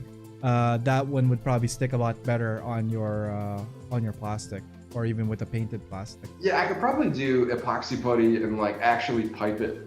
Who was it? Somebody actually like piped onto their model. I forget who it was. They used like caulking compound. That was a good idea. I don't know if I could paint it. And here it is, the gingerbread all exhausted, all partied out from all of the decorations. Awesome stuff here, man. And what did your folks think, or like the people you showed it to? I showed all of my neighbors. I went to their house right around Christmas time, knocked on their door, and I was like, hello, this is a Gundam that I painted to a big gingerbread. And they were like, please get off my lawn. I was like, okay. Not everything brings all the boys to I'm the your yard. neighbor. Next I was up here, like, and they were like, stop taking my newspaper. And I'm like, it's fine now. those darn neighbors, man, let me tell you. Tamiya epoxy putty quick type. Skyers is recommending that as well. Gingerbread pla looks awesome. Nice. This one here, very unique kit bash, very unique proportions overall. What are we looking at in the next set of this sweet little baby here? Ooh. Yeah, this guy was fun. This guy just started as like me, just like saying some dumb stuff and to a couple Gundam folk, and then it turned into this build. Nice. I was just like, all right. So what happened was it was around Christmas time, and I was stocking up on some kits, looking for some Christmas gifts, and entry grade just came out. So I was like, nice, entry grades are really cheap. Yeah. So I put a couple in my cart, and I was like, oh yeah. And then like a week later, I was like, yeah, I should get one for my girlfriend's nephew. He's probably old enough to get one. So I added a bunch in a new cart. Turns out 15 later, 15 all the ones I had, yeah. Turns out all the ones that I had in my cart like carried over from before. There was like an internet cookie or something. I don't know. Oh no. But like I ended up buying like 5 of them. I meant to buy like 2 or 3, and I ended up with 5. So I was like, I have so many of these, and I don't know what to do. So I was just like, how can I put these joints together in a way that, like, how else does this fit? So I was like, all right, like, this is what happens. You know, you just throw it in a Ziploc bag, a little bit of olive oil, a little bit of panko, some spices, shake it up, and this is what comes out. This guy was like, it's scratch build heavy pieces scratch too. Like building. these, I was gonna say these ones, dude. Your cornering sanding on these are amazing, man. What's your secret for these? oh, that is the God Hand ES90. Woo! Really? Yeah, basically, yeah, either God Hand ES90 or just like a very gentle hand with a rigid sanding stick, and you can get that. And it's just like going slow and getting the angle right. But yeah. So that. Yeah, I mean, it was pretty easy shape to start out with for that kind of stuff. Were you basing it off like anything you've seen before, or kind of just like you're making this up as you go? I was just like, how do I make it look like the Gundam, except not correct? And this is how do I make this crotch piece? Like, how do I make the crotch piece match the Gundam aesthetic? Okay, well, what I gotta do is I gotta add, you know, the red embarrassed cheek line under the eyes, and then we're good. So, Awesome stuff. You even went through like the full detail. It has like the side helmet, it has the V fins, it even has the sensor box on the top, man. It just kind of grows, you know, Yeah. like when I'm doing some of the stuff, and like I'll start doing it, I'll be like, all right, I gotta do this, and I'm like, all right, I gotta do this. So it's like I used to be able to like get a build out in like 2 weeks, 3 weeks, and then it became like a month, and like, you know, then it became like 6 weeks or so. So it's like starting to add more and more and more. So I don't know, it's just like I enjoy building, you know, I like building things that are kind of very intelligent, and you know, They're very unique, man. Don't get me wrong. Like this is the stuff that nobody's told me to would stop, do, you know? Like, yeah, so and just, no one should tell you to stop. Why would people tell you to stop? Sometimes I need somebody to tell me to stop. Just like, all right, everybody's just like, yeah, do it. I'm like, I'm gonna glue this onto my forehead and paint it. And everyone's like, yeah, do it, Dumbpla. I'm like, okay, I'm doing it. I'm doing it already. I just hope it doesn't. I don't know if it's gonna go too far. We'll find out.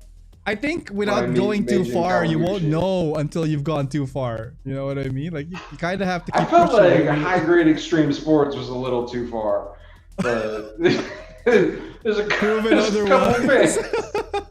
There's a couple fans of the high grade extreme sports. You know, some people like kayaking. I like sitting. Comment here from Okimichi Factory on Twitch. This guy's creativity is on a different level, like another universe type level. Love it. Over on YouTube, universe. Gingerbread GM. We talked about the epoxy, super creativity. There from Kamikaze Plamo. Torture Plum. Yes. This is Torture Yes, thank you, Julio. I will please stop. And Julio is saying stop. However, Quinn is saying don't stop. We'll tell you when we think it's gone too far. But really secretly, we're never gonna tell you when it's too far, man. Awesome stuff. Now I guess we're getting to the guy telling me please stop is also the guy who's probably sitting outside the window right now trying to get in.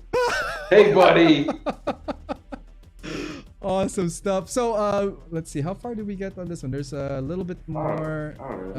Hang on, my buttons isn't working. Chest. Yeah, so I grafted in some shoulder joints on this so I could actually use the arms instead of the leg joints on it. Yeah. Yeah, this guy I am very proud of.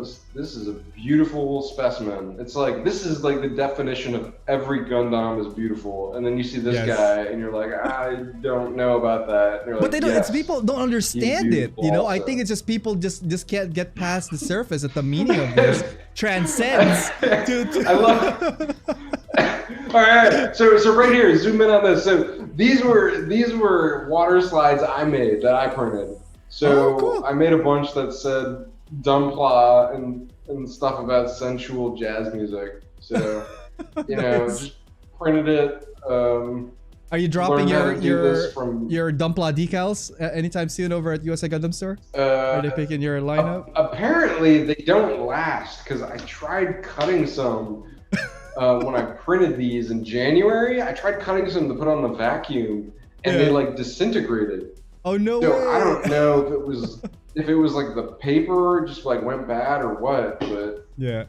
Oh, yeah. man. 08 Studio 420 MF Studio told me how to print them.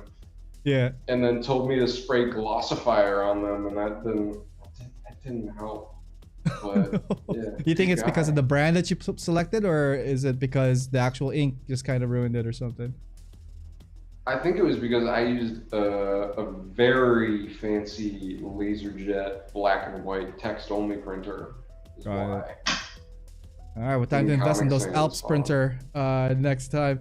We're gonna get to some of the final photos on this, and they look really well done. Like, hang on, let's take this guy here for example. So here's the concept. This is pre colors. This is kind of like what your early concept. This is where it all started. Yeah. Yeah. I love that you drew in the face too. Like, the face is amazing. Well, I mean, like you had to, otherwise somebody might not understand. So you got to make sure that they know where the eyes are. You know, that's actually a Gundam panel lining marker. That's a Gundam marker right now. I mean, eventually, yes. You scribed it in for the eyes and that upper whatever cheek part of that one.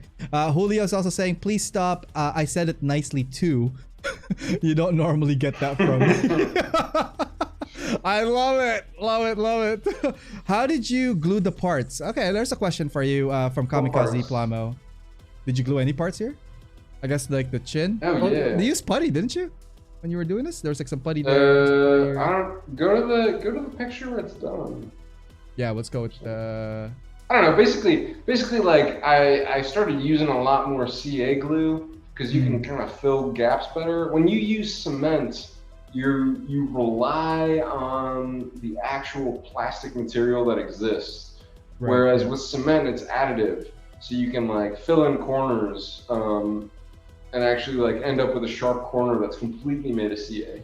So it's really just kind of figuring out what is the right application to just dump a bunch of CA in and sand it off versus can I get a piece of pla plate here, cement it in and melt it.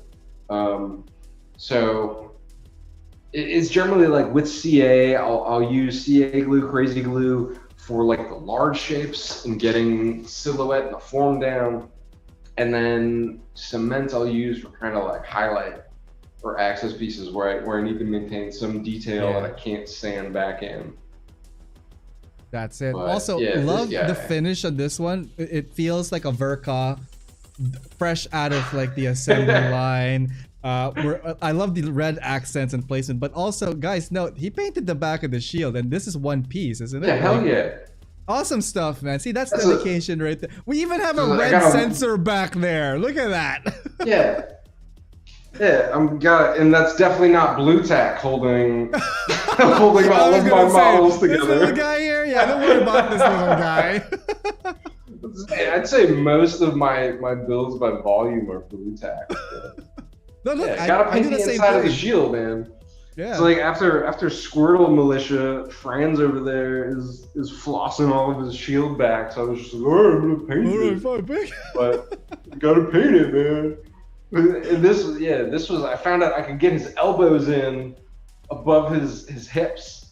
But it's like this goes to show you, like you don't always need to go crazy on like you don't have to go crazy on details. Like this is full articulation right here, guys. Like this is awesome. Like I didn't really do much for scribing on this. I really haven't done a whole lot for scribing. It's just kind of like using the existing lines and focusing on silhouettes.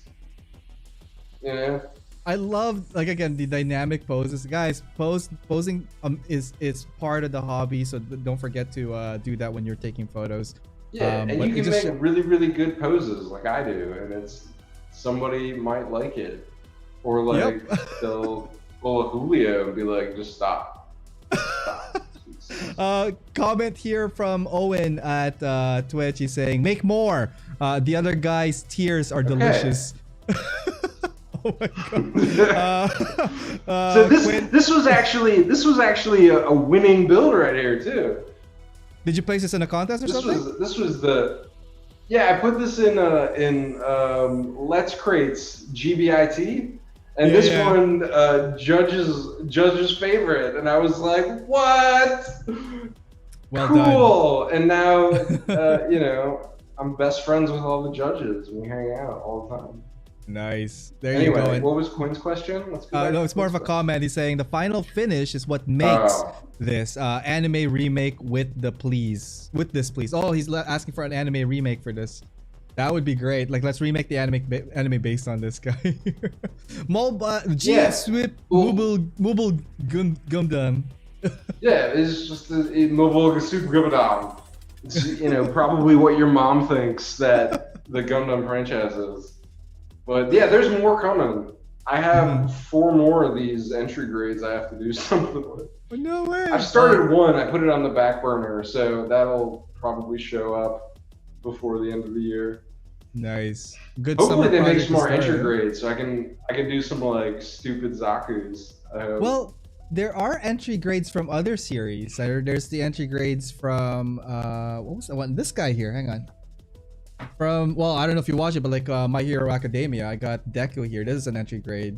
They have entry grade Pac-Man. There's I could paint him like an RX-78. Yeah, there you go. Well, I mean, that sort of thing. Yeah, like, gotta make it. He's not a giant robot, but good cartoon. I like it. He'll look like a giant robot, or he thinks, you know what? The premise of the show is he got a concussion. He woke up thinking that he is a big giant robot. So he made himself an RX-78. Now, big 180 here, back to like normal, normalizing. But by normal, it's kind of like just, you know, a term everybody uses that it means it's like generic. But this one, it has a lot of cool stuff in it. This is the Age 1 Gundam. What are we looking at for this build here? This was just like, you know, sometimes these scratch builds take a while, and it's just like, it's a lot of time, and like, I like painting, so it's just like, I wanted to do something quick that I could just paint. So this was just, you know, kind of themed after a non-specific handheld video game device from, you know, a more simple time. Yes. So that's, you know, it's got some double A's, not enough to actually operate it. I think I need 8 more. You need a couple of more, and there are an AC plug or something. Yeah, but it was just like, you know, a lot of people are super into the Gundam Age, and I was just like, I've never built one of these. It's pretty okay. Yeah. So I'm just gonna paint it up. Yeah. Looking great. And I was for me, also just like, all right, I'm gonna paint it mostly one color. All right, and it works. So a lot of mixed. Everything on here was mixed. Trying to get like that aged, non-specific video game handheld plastic color. That's, you know, now a few years old. You know, gotta mix it. Gotta make it kind of warm, add a little brown in. Yeah. That. Yeah, like I didn't want to go with yellowing, you know, because I take care of my electronics because I'm an adult. But yeah.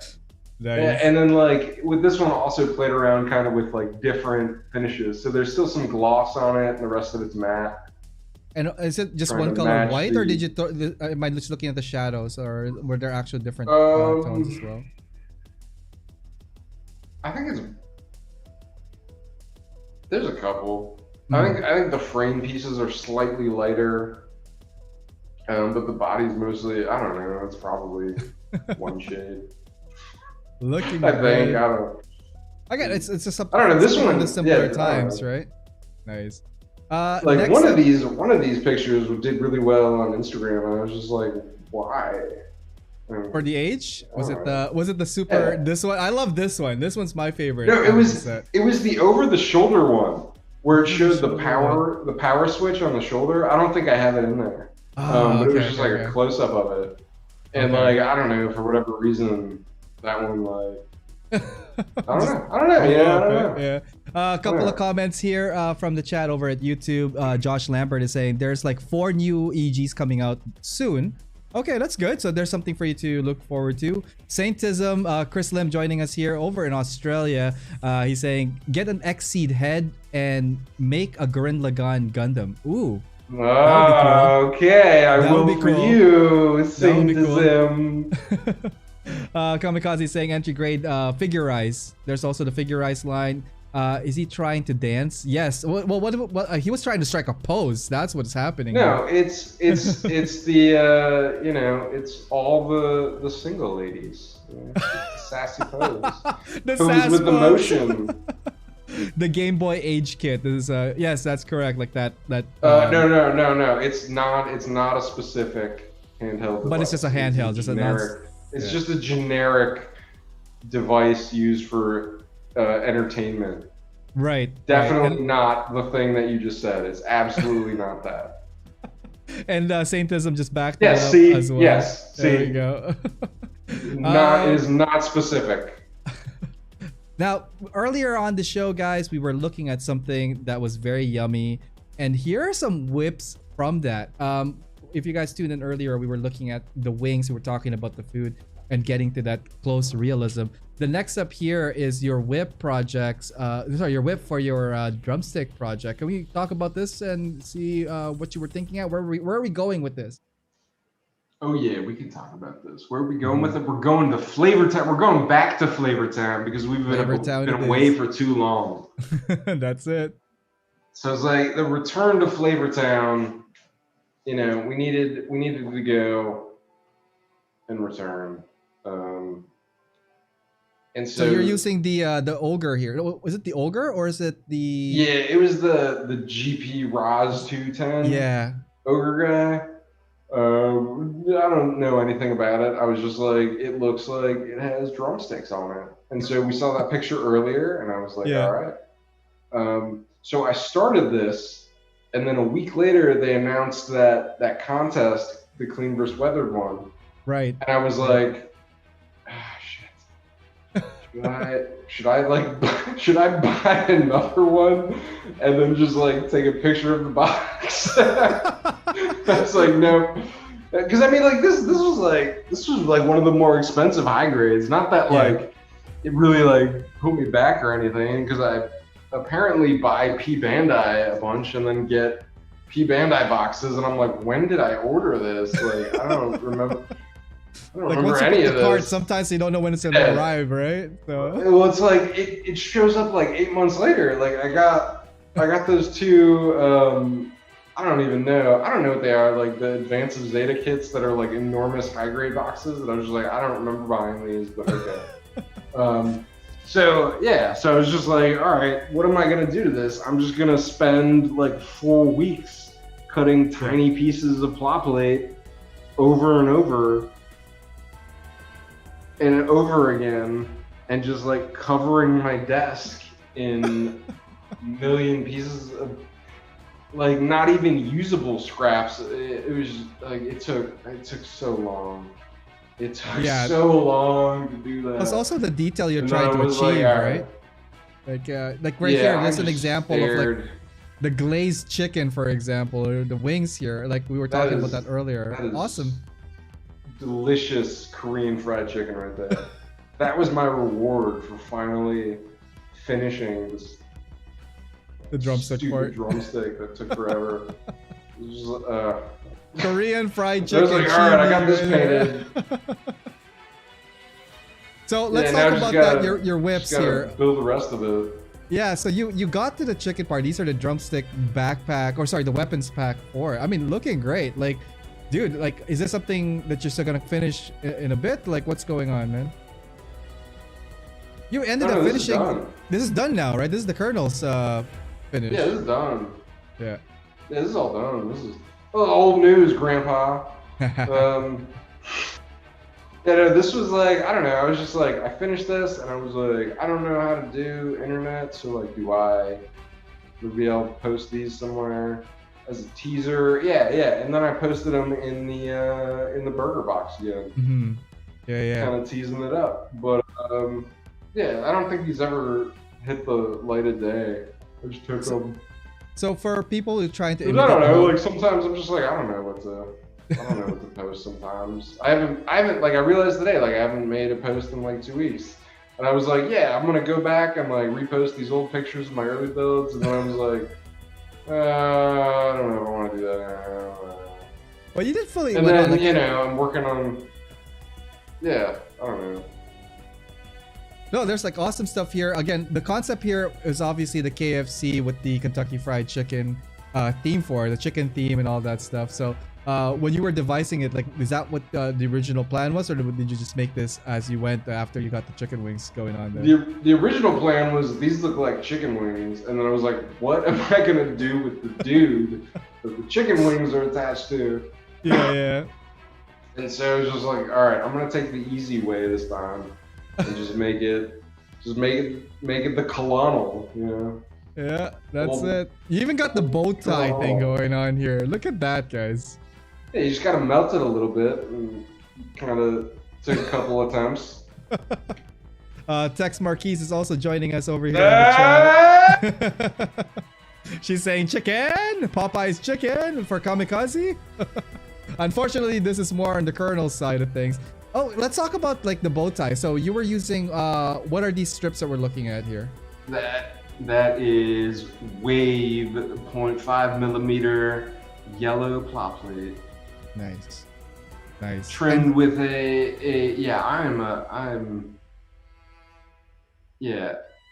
use tools, and you know, sometimes they're pretty good tools, and you know, I don't want to start dropping names right now, but I use some tools here. Nice. To get those beautiful straight cuts. Anyway, and then I just hit it with a lighter.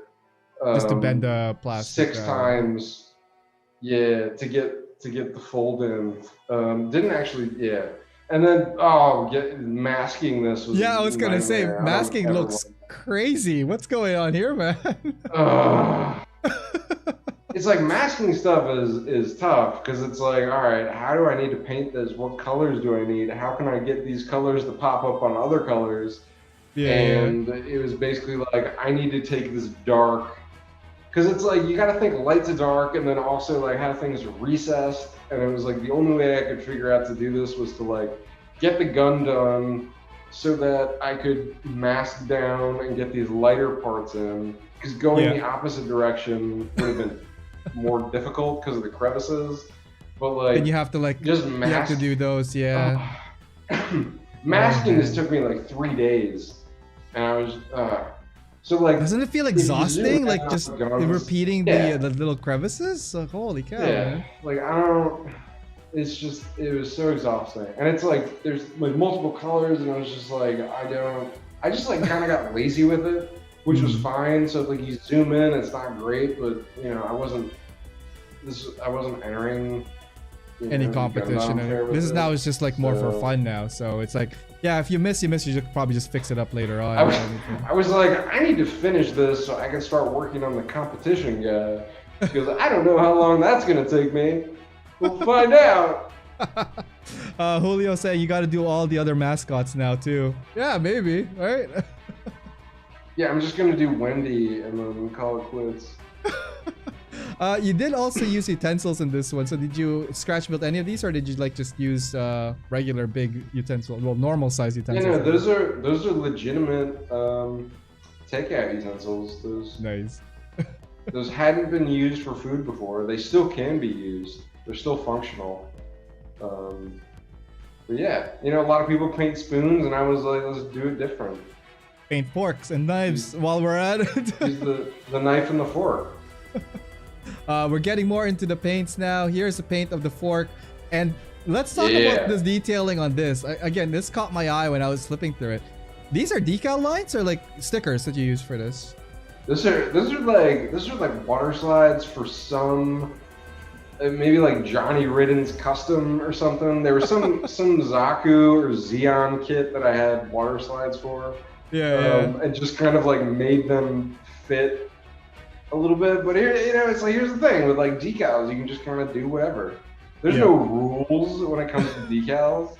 No, and like, your application is amazing on this, man. I like that it felt like it's part of it. It is part of it because it's like half weaponized and then half like, hey, you could use this for your food. How do I make this not look like a regular sized fork? I don't know. Just throw some add warning white signs. strips on it.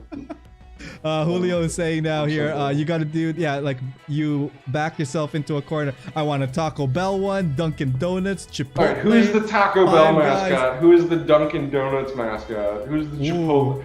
I guess the five. Well, I don't want to build 5 robots.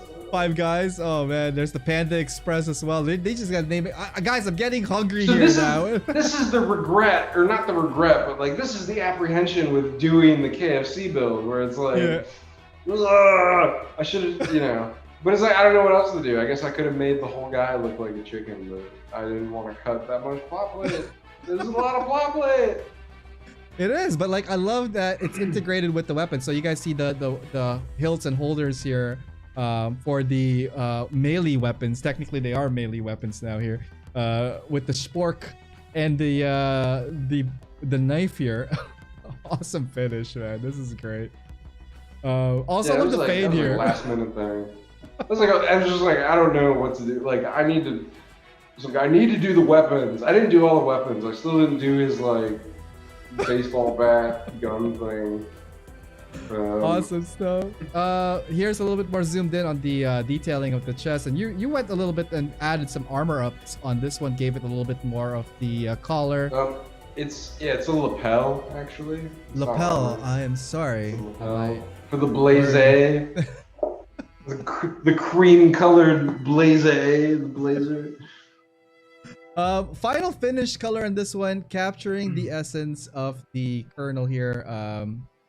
Let's take a look at. It was hard to take photos of, but it's actually like a cream.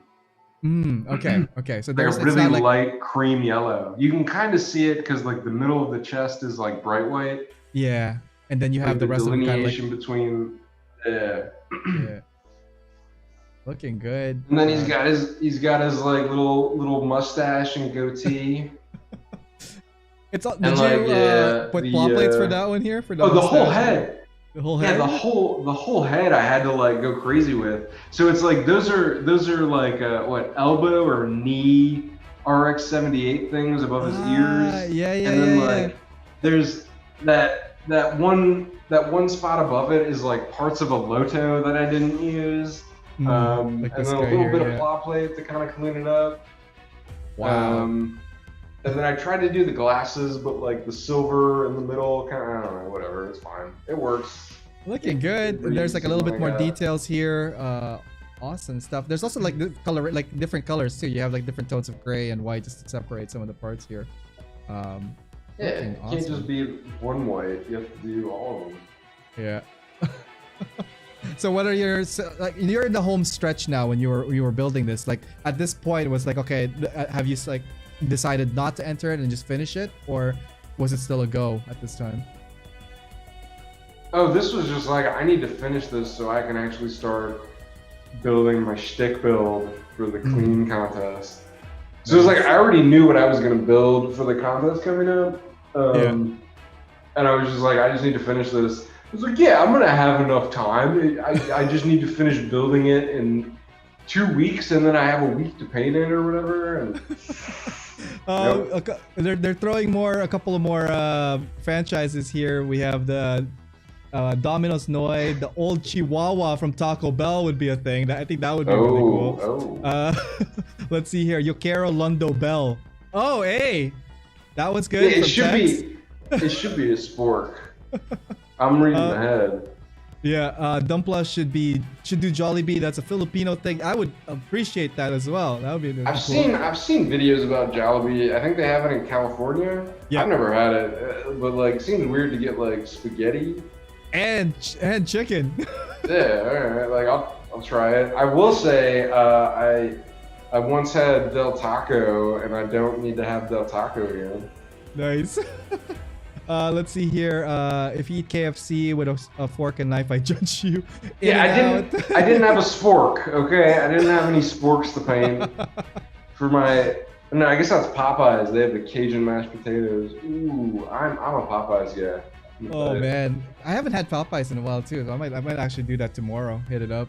Awesome. Here's the finish of it. Looking great here. The chicken looks amazing. I love also, guys, if you guys didn't notice, there's also like decals within the chicken to give it that extra details. Details? Decals. The decals. The decals. Decals. Decals. Yeah, you gotta put the decals on here. Willard from Show Me What You Bought is joining us as well here on Twitch. He's saying, hello, Willard. Welcome to the show. Jollibee has legit mascot too. It's the bee. Yep.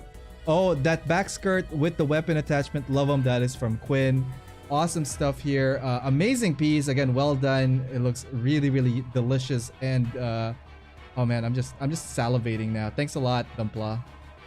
Thanks. Yeah, I'm hungry, man. I know, I'm hungry. I'll grab something out of this or I have something. a couple chips right here. Oh, look at that. Snack out. There's a couple of more poses here. Again, it works really well. You got the theme going here. I love the shading as well, or like the gradation of the colors. Are you still using the same colors that you used for the hamburger? You used to get these chicken colors? Or did you use a different mixture now? So let me tell you. When you're trying to mix like a lighter color, definitely add that color to white and not the other way around. Otherwise, you may end up with like 3 jars of not light enough yellow. I just realized that you made them into the buckets. Know what I'm gonna do with that? Oh yeah. Yeah, I just realized that now. I'm like, wait a minute, these are like buckets. That's great. Yeah, those are the buckets. This is the secrets. Every time you look at it, you discover something new. This is hands down creative as hell. Flavor Lords right here. Awesome. Bucket Yeah, Colonel. Flavor Lords, good franchise. When are you pop and open up a store here in Canada, man? You let me know. I'm gonna try your fork and knife eating chicken here. Here, let's see. I use my hands. You can use your hands too. If it's possible, that would be great. Vacuum Sogi coming up next. Actually, let's bring it back here real quick, guys. We are joined by Dwiddle D here at AO Mecha Live. So we're gonna be taking a quick break. We have a couple of more photos to show you guys. Up next, again, awesome more builds coming out from here at Dumbpla, out at Side 69 Flavor Colony. Stay tuned, guys. Yeah, Flavor Colony. We're gonna take a quick break. We'll be right back after this. Hey, what's up, guys? It's Ariel from AO Mecha. I just want to let you guys know about all my other social media outlets. If you haven't had a chance to check them out, at facebook.com/AOMecha, on YouTube, youtube.com/AOMecha, on Instagram, instagram.com/AO_Mecha, on Twitter, at AO_Mecha, and on Discord, fairly new. That one is AO_Mecha, #3414. Anyways, hope to hear from you guys through any of those platforms. Feel free to DM me or PM me, as well as emailing me. My email is aomecha.info@gmail.com. Just want to let you guys know that this episode is brought to you by USA Gundam Store. Please check them out, www.usagundamstore.com, and save on your purchases when you use my discount code AOMecha10. All right, let's get back to the show and see what's going on there. Hey, welcome back, guys. My name is Ariel, and you're watching AO Mecha Live. It is Spotlight here Saturday night at, well, I said AO Mecha from AO Mecha. Hi, I'm Ariel. Anyways, we're joined by Dumbpla tonight. We were just looking at some of his amazing builds, especially the KFC themed GP02. Oh my god, I'm getting hungry just looking at it. It's crazy. I love it. Love it. For those of you guys just tuning in, welcome. And those of you guys who have been watching us, thank you for tuning in tonight. And yeah, why don't we go back and talk with I'm running out of T-words. Dumbpla, what's going on, man? Zagiak Fieri, are you still with us? Is the transmission okay? Hello, it's me, Dumbpla. I'm here. Oh man, so one of your latest builds here coming up is something that and a lot of people probably tilted their heads because it's either awesome and it's also a WTF moment when we all realized they were household cleaning equipment. And let's go to that now and check out your awesome build here. More than meets the eye. This was a hard one to keep under wraps, man. I tried to post like it was taking a hot minute. Let me tell you, this one, oof. Man. Walk me through. There's a lot of stuff on this here, I didn't get to do. Yeah, there's a lot of stuff on here I didn't get to do. Yeah, this was this was an exciting adventure in the world of household cleaning products as well as industrial and commercial cleaning products. It's just like what is more intimidating and powerful than the tools used to maintain, upholstered, carpeted, and hardwood floors for generations, maybe even tiled floors as well. Watch out for them carpets. Yeah, so what happened here was I tried to reshape a foot, I tried to reshape the calf and with an IPD blade and kind of messed that up. And then the next thing you know is I completely just started scratch building the legs, and that took so long to do. I was gonna say, let me think. Yeah. I think I had a month and a half to finish this build for the deadline. 6 weeks, I think, something like that. And the legs took me about 4.5 weeks. Just for they're scratch building most of these, right? Like you're putting on the panel and the plating for this one. Question for you on the clear one there for the clear vacuum. Like, is that like a clear plastic, or like is that a tube that you cut? That's like a piece of a Q-tip box that was next to me. Oh, nice. Like just clear plastic, and I didn't end up using it because after a while, when it bent like that, it started to like fog. Yeah. So it didn't stay super clear. So I didn't put any up here, but I do have some pictures of it with the clear on it, but it didn't look good for final photos, so I hadn't figured out what to do. That's just like a clear semi-rigid packaging plastic. But wow. Yeah, just like building these things. Like I built them and like tore them down 2 or 3 times just to get the proportions right, get like the widths right. They're still a little blocky and like kind of tricky, but when I do this, I try to, like in this picture, I try to keep everything disassembleable, I guess. Yeah, so you could like come back to it. Easier to paint. Yeah, and I don't get locked into. I'm always like, yeah, maybe one day I'll go back and fix this, and I never do. So there's a question from Quinn here. Where did you get the mini carpet? That would be Amazon. It comes in multiple colors. It's part of a 3-piece package. So you get the coaster that you see here, you get the mouse pad, and you also get a long strip bookmark, which I didn't use for anything. But yeah, the mouse pad and all this cost more than the base kit that I started with. So I think I paid $20 through Amazon Prime for that, and the kit was like 16 or 17. Oh my god. And you're using magnets here too to hold up the armor, right? I'm looking at the little dots here. Yeah, I tried to like mess with those a little bit more. And like, it works for that piece. And then I think I've got them in on the other side too, but it just started becoming like I need to finish and crunch. So there was a lot of stuff I wanted to do with magnets, like extension cords, power cords. I actually bought a bunch of different colored wire to use for that, so I could actually like run it out to like an outlet, but like didn't make it in time. I love seeing these whip photos just because you see the thought process and the progression, the evolution of these gestalt parts here, man. Yes.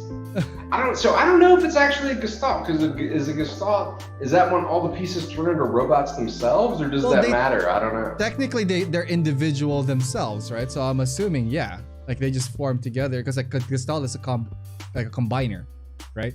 Technically on their own. I mean, if they have, they might have an option that you haven't done yet, right?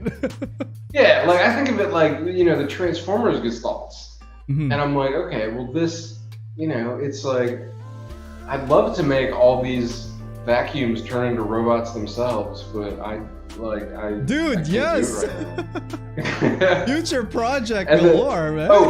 So there was a bunch of posts on my story where I was getting ready to paint it, and like I put a bunch of pieces in, I don't know, like a strainer, threw them in my backyard, started doing something else, and we had like a hurricane or something, and it got super windy, and this entire thing, which was holding all of my joint pieces, flipped over and blew across the backyard, and like this was one of the pieces I lost, so I was just like, shit. Like, I don't have another one of these. Yeah. So I just I had to make it just out of whatever. I just had to make it out of an extra plate. Yeah. And it's still, that piece is still back there somewhere. I have no idea where it is. I found everything except that piece and one of the vacuum wheels. Just like, I spent like 5 hours in the backyard. And the thing is, you don't want to like use a machine like just to find it too, because like it might get sucked in with all the other dirt and stuff as well. Right? It's like we have like mulch back there, and there's like dog poop and stuff. So it was just like, it was not. Let's talk about the color scheme. I know yours is a very like each one has like a distinct like unit color, right? Like, was there like some kind of meaning behind the colors you were choosing, or were they based on something that you liked? It was sort of like I didn't want to go with any other specific animal-themed combining robots. I didn't want to match that color scheme. And so I bought a whole bunch of Gaia paints because they got Galactic Toys got a whole bunch of like rare colors in. So I bought a whole bunch of those. Bought up most of the Votoms, Armor Trooper Votoms line, and the Dugram line, which had a lot of like kind of like nice, interesting colors in it. So I wanted to use those specifically. So all the colors were part of the Votoms line. Nice. And then the only one really was like, I knew that I wanted to do kind of the Dirt Devil Red, or not specific, Vacuum Demon Red, and then, kind of the gray with the purple highlights from the other fancy Cyclone vacuum technology. I was gonna say, here's like what. Yeah, so this is what I do. This is like, I will just like, I used to like spend time and like draw it in with like Bluebeam or Photoshop, and then I was just like, no, I'm just gonna scribble this on my phone on top of a screenshot of whatever this email was underneath. That is awesome. So, just like whited everything out, and it's like, okay, this message is now gonna be, and it even says, awesome, this is whatever, and this is great. So that's definitely not an email from Godhand USA about the Playmo Labs Open PL Open 2021 prize pool, which still time to enter. There's like a month left for that. Nice. A couple of comments here from YouTube. Joel is joining us. The True Gunpla is here. Hello, Joel. Isn't past y'all bedtime? Yeah, it is, man. I'm like, I should have been in bed 2 hours ago, baby. Nothing will ever top this build. We were talking about this guy right here. Let's see here. Vacuum cleaner feet. It is amazing builds here. We're gonna get to the the transformation sequence of it next. I love this shot. Very Voltron, very Voltus 5. Like if you're like in those early super robots, and I don't know if like there's anything today that would be close to this, but like this right here hit my childhood really well, man. So thank you for this. Yeah, this was like a 1-to-1 copy of the Voltron combination sequence. I didn't put it in, but I've got like a side by side comparison Yeah, showing we have that like on the that. three. Yeah. But yeah, this was, I don't know, I think I had more fun making the 6 photos than I did the robot. So anyway, this thing, like, Mhm. I crunched it, like, for the last 2 weeks leading up to the deadline. It was like, I was working until like, 10 or 11 p.m. and I'm like in bed and asleep by 9. Like, Yeah. I was working on this every single moment I could. And at like 11:45 on the deadline, I Oh, like, no. had it finished enough. And I didn't have this head complete. When I submitted it, I just used another GM head, and all I did was spray it with Gaia heavy surfacer, and then spray Call it? like the cap brim with like a green, and like no top coat on it, panel lining or anything. And I just like I sent them like 7 pictures of vacuums on carpets at 11:58, and then I sent like 3 pictures of the robot form, and it was like at 12:03 Eastern time, and I was just like, I'm going to bed. Yeah. Yeah. At that And point, then you're for like, the next this 2 is weeks, it. I actually, I was just like, whatever, it's fine. And for the next 2 weeks, I like finished building the head, finished building the vacuum cleaner, the hand vac, which was a nightmare. Actually did all the decaling after I top coated it the first time. Yeah. And then built all these accessories and did all these pictures. Yeah, there we go. This picture is awesome. Thank you for sending this. So guys, you guys are getting a treat here. Let's do a quick side by side on this one. And I don't know if you watched Voltron, guys, but like the voice actor for that was also the voice over for Voltron for like the narrative is the same voice that did Optimus Prime, right? So Peter in my Cullen. head, Peter Cullen, like it was so weird to hear Optimus Prime introduce the Lion Force here. So it's cool. I dig it, man. So here, run us through what is it's drawing the sword sequence, right? Yeah, it's I forget what I call the laser broom. Mhm. Form laser broom. Which is kind of the one-to-one, trying to recreate the old, like, I guess I could have added some more green to it. Oh man, I love But, the flares. it's fine. The flares really did it, man. So I used to have this app on my phone Yeah. that was like so good at flares, and then like it broke with like an Android update, so I had to like find a new Oh, one. no. And the new one I have is okay. The new one I have can do lightning and rainbows, so I guess that's fine. Nice. But yeah, I miss my old lens flare app.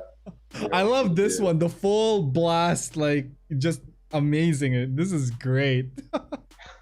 This Oh, guy is heavy, man. I weighed a bunch of these, and like I just love that there's a Colonel carbon. wins out. Yeah. Oh, Colonel man. wins out. He's like 150 grams. This guy was like 100 grams, and the rest of my builds are like 40. Because they're like So hollow like, inside. there's so much. Yeah, there's so much like CA glue and pla plate on these. Like, and his man. backpack is way too heavy for him to stand on. There's like so much like random stuff jammed in like above his abs to try to keep his chest from collapsing. Like, So now that we're looking at it like full build and all that stuff, like what would you say is like some of the rarer pieces here that either you've acquired for it, or like what is the hardest thing you had to scratch build for it? oh, good question. The floor buffers were pretty easy. It was really like the round vacuum, getting the upper leg. That one was kind of tricky, and like I feel like I just needed to get it done, so I just did what looked kind of okay, and it ended up turning out pretty all right. But yeah, I don't know. That and getting the shape of the hand back was really difficult. Ah, okay. That took. I probably like sanded that down, tore it down, and rebuilt it 4 or 5 times. Oh man. Like just like trying to get the proportions right. And eventually what I did was I pulled a bunch of images into CAD so I could scale everything down to the same size and then kind of look at it. And that's what I ended up doing to try to get it to like the right like length and width and get the angles right. So that was. Did you ever do CAD and then lot. printed it out on paper as your template and then cut it out from Pla? Never. Ah. Never. Because we only like I don't know. I don't want to use the work printer, and I haven't been. I haven't been in my office. That means you gotta go get your print. The last day I was in the office was March, like 12th, 2019 or something. Holy cow! Yeah, it's been a while. Or 2020. So it's been a while. But nice. Yeah, no, I've just got a text printer here. Awesome job on that one. Really well executed. Like, so what are some of the comments and feedbacks you got after posting it? Because like that one blew up too, didn't it? Maybe I don't know. Maybe a lot of people. I don't know. I guess it was cool. I liked it. I thought it was a fun one. Yeah. Nice. Like I don't know. Like.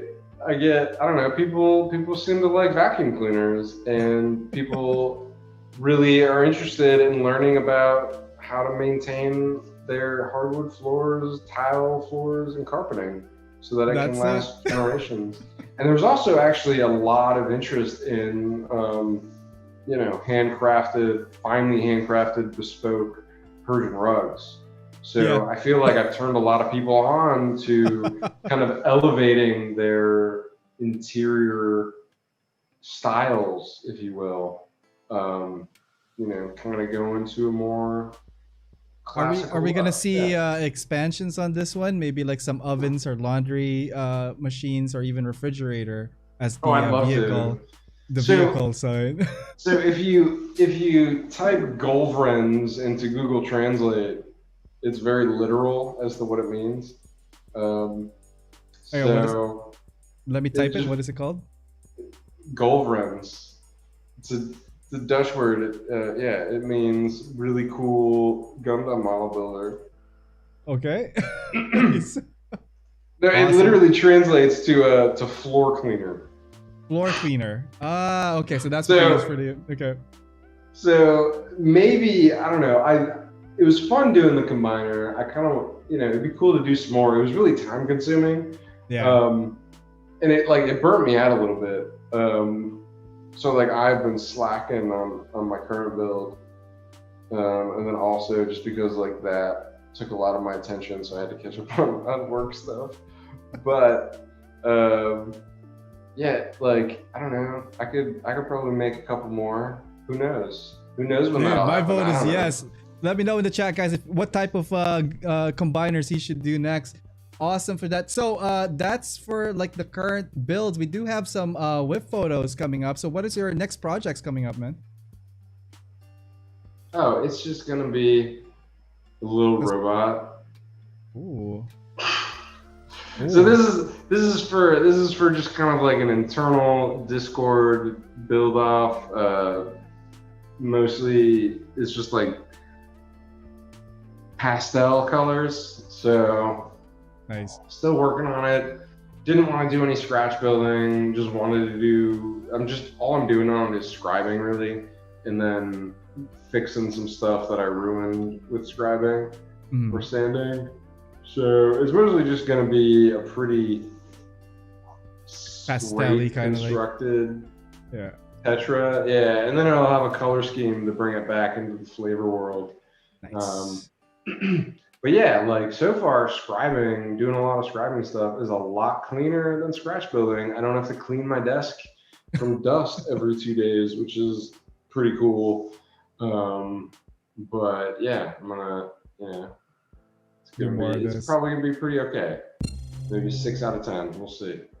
Awesome stuff. Well, that's it for the show and tell portion. Again, awesome photos here. Thank you so much for sharing a lot of the whips, a lot of your thought process, and like a little bit of backstory with your builds, and hopefully people that are following you guys, appreciate the build even more than they do. Because like, dude, your work is really good. You put some thought into it. There's process and execution. So awesome stuff. I do have some questions from Instagram. I posted earlier on, and there's a couple here. Oh boy, here we go. Yeah. So from 36 underscore AMXR dot SYZII Cyril. Sizzle, sorry, AMXR Sizzle. Okay, I'm gonna go with that. Did you use sticker for the tiny drawing on the arm, or you painted them? I think he's talking about the decals. So there, some of them you printed, and some of them you used from like just regular decals. Oh, for the tattoos, yeah, those are all just. This is a bunch of. I basically bought a bunch of water slide decals solely based off, them having multicolored graphics as opposed to kind of like traditional warning sign decals, and then just like slapped them all over the arms, and then used a hobby knife to kind of cut anywhere there was a joint or something. Yeah. Nice. All right. Next one here from Johnny, Mobile Suit Black Man. Chimichanga or burrito? Chimichanga. Nice. Hell yeah. Nice. Like, let's take a burrito. Let's deep fry it. Yeah. And then from Quinn here, Q-Man is asking, what is the dumbest plot idea you've had? Will it see form? Ooh. Remember, PG-13. No, I'm kidding. It's like, yeah. Wow. I mean, that's a loaded question, man. I don't know. I've got a list. I have like a list that I keep of just like Dumbpla ideas. And there's a couple in there that just should never see the light of day. That much fun, eh? Just, like maybe. I don't know. Let's see. We'll see. Throw him a bone. Throw him one bone. Throw him one bone. It starts with a letter what? The smooth Gundam is something that the smooth Gundam is something I've talked about a couple times to a couple people, so it's not a secret. I don't know if it'll ever happen, but the smooth Gundam is removing all surface detail from a Gundam and painting it flesh tone. Ooh, nice. All right, there you go. Something to look forward to, guys. A couple of last questions here for you. So again, with your kit bashing and concept creation, like for people that are thinking of doing their own creations, like what kind of advices would you give people that want to venture into kit bashing or customization? Watch, just like take 6 months out of your life and relax and just watch a bunch of like Japanese YouTubers doing custom building. That's all you gotta do. Nice. How about favorite tools of choices? What are some of your must-haves that you always tend to use? I pretty much always use. I have a lot of God hand stuff that I use. So like ES90, I use their rigid sanding sticks. Amazing cutter, and that's kind of the bread and butter of a lot of things. That, and then more recently, I picked up those IPD blades. Oh, nice. IPD Hemi. So I've got a couple of those. Those work really well. And then I recently switched to, or not switched, but I picked up some of those SAB chisels coming from the Madworks ones, and those are working really well. So cool.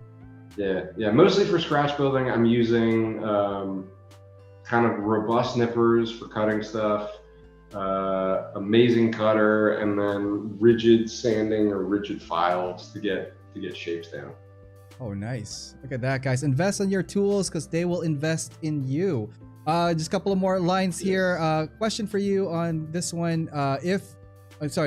What kind of advice would you give people that are just starting into the hobby, like new ones or people that want to get even more into it? Just do what you want to do, man. Build what you want to build. That's it.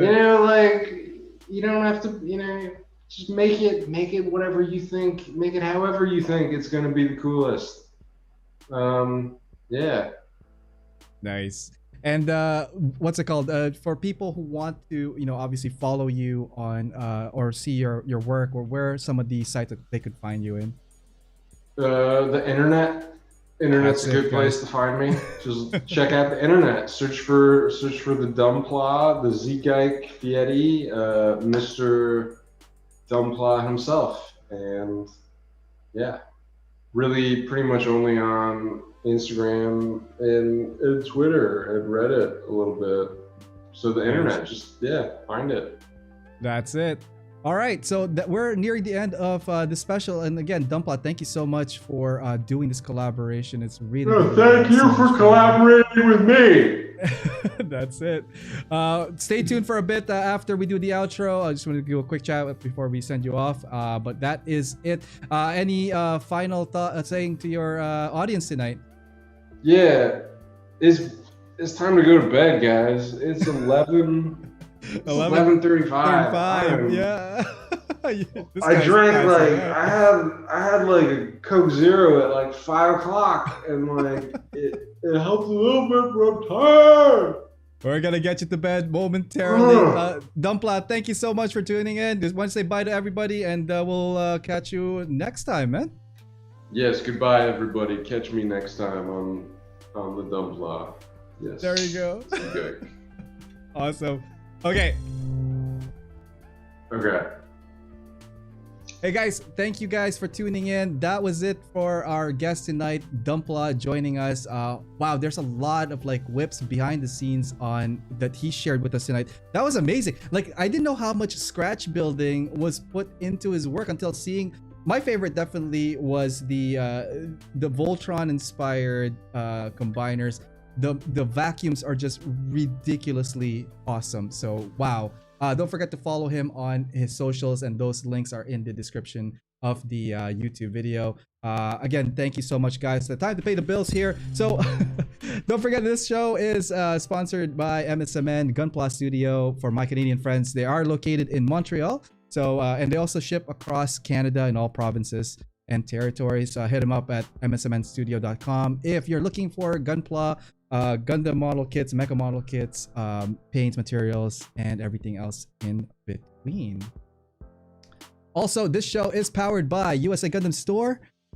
If you guys are looking for awesome stuff like Plamo, model kits, mecha decals by Tim Harkins, the one and only child of mecha. The books coming out from Ver-Ed. I think the pre-orders, I believe, are done. I think they're already being shipped, if anything.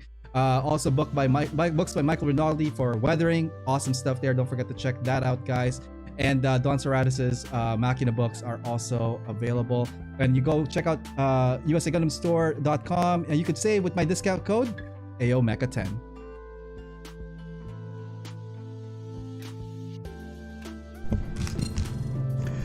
Okay, so that is it for me tonight, guys. Join me again on Monday. Very big special thank you to our guest Dumbpla, especially everybody joining us on chat. Thank you so much for hanging out with us tonight. Hopefully you guys learned some stuff, saw some cool images, and got to know a little bit more about the builder known as Dumbpla. Anyways, yeah, so on Monday we are continuing on with the build for the red frame S03E09, and then we're gonna do a little bit a new build on Wednesday. And then Saturday, this coming Saturday, would be the season finale for Spotlight. So we're going to announce the guest and all that stuff this week. So anyways, from me to you guys, hopefully you guys are taking care of yourselves and you know, staying healthy. And yeah, until next time, hopefully you guys have a great day, great night, and we'll do this all over again soon. Till then, guys, take care. Bye for now.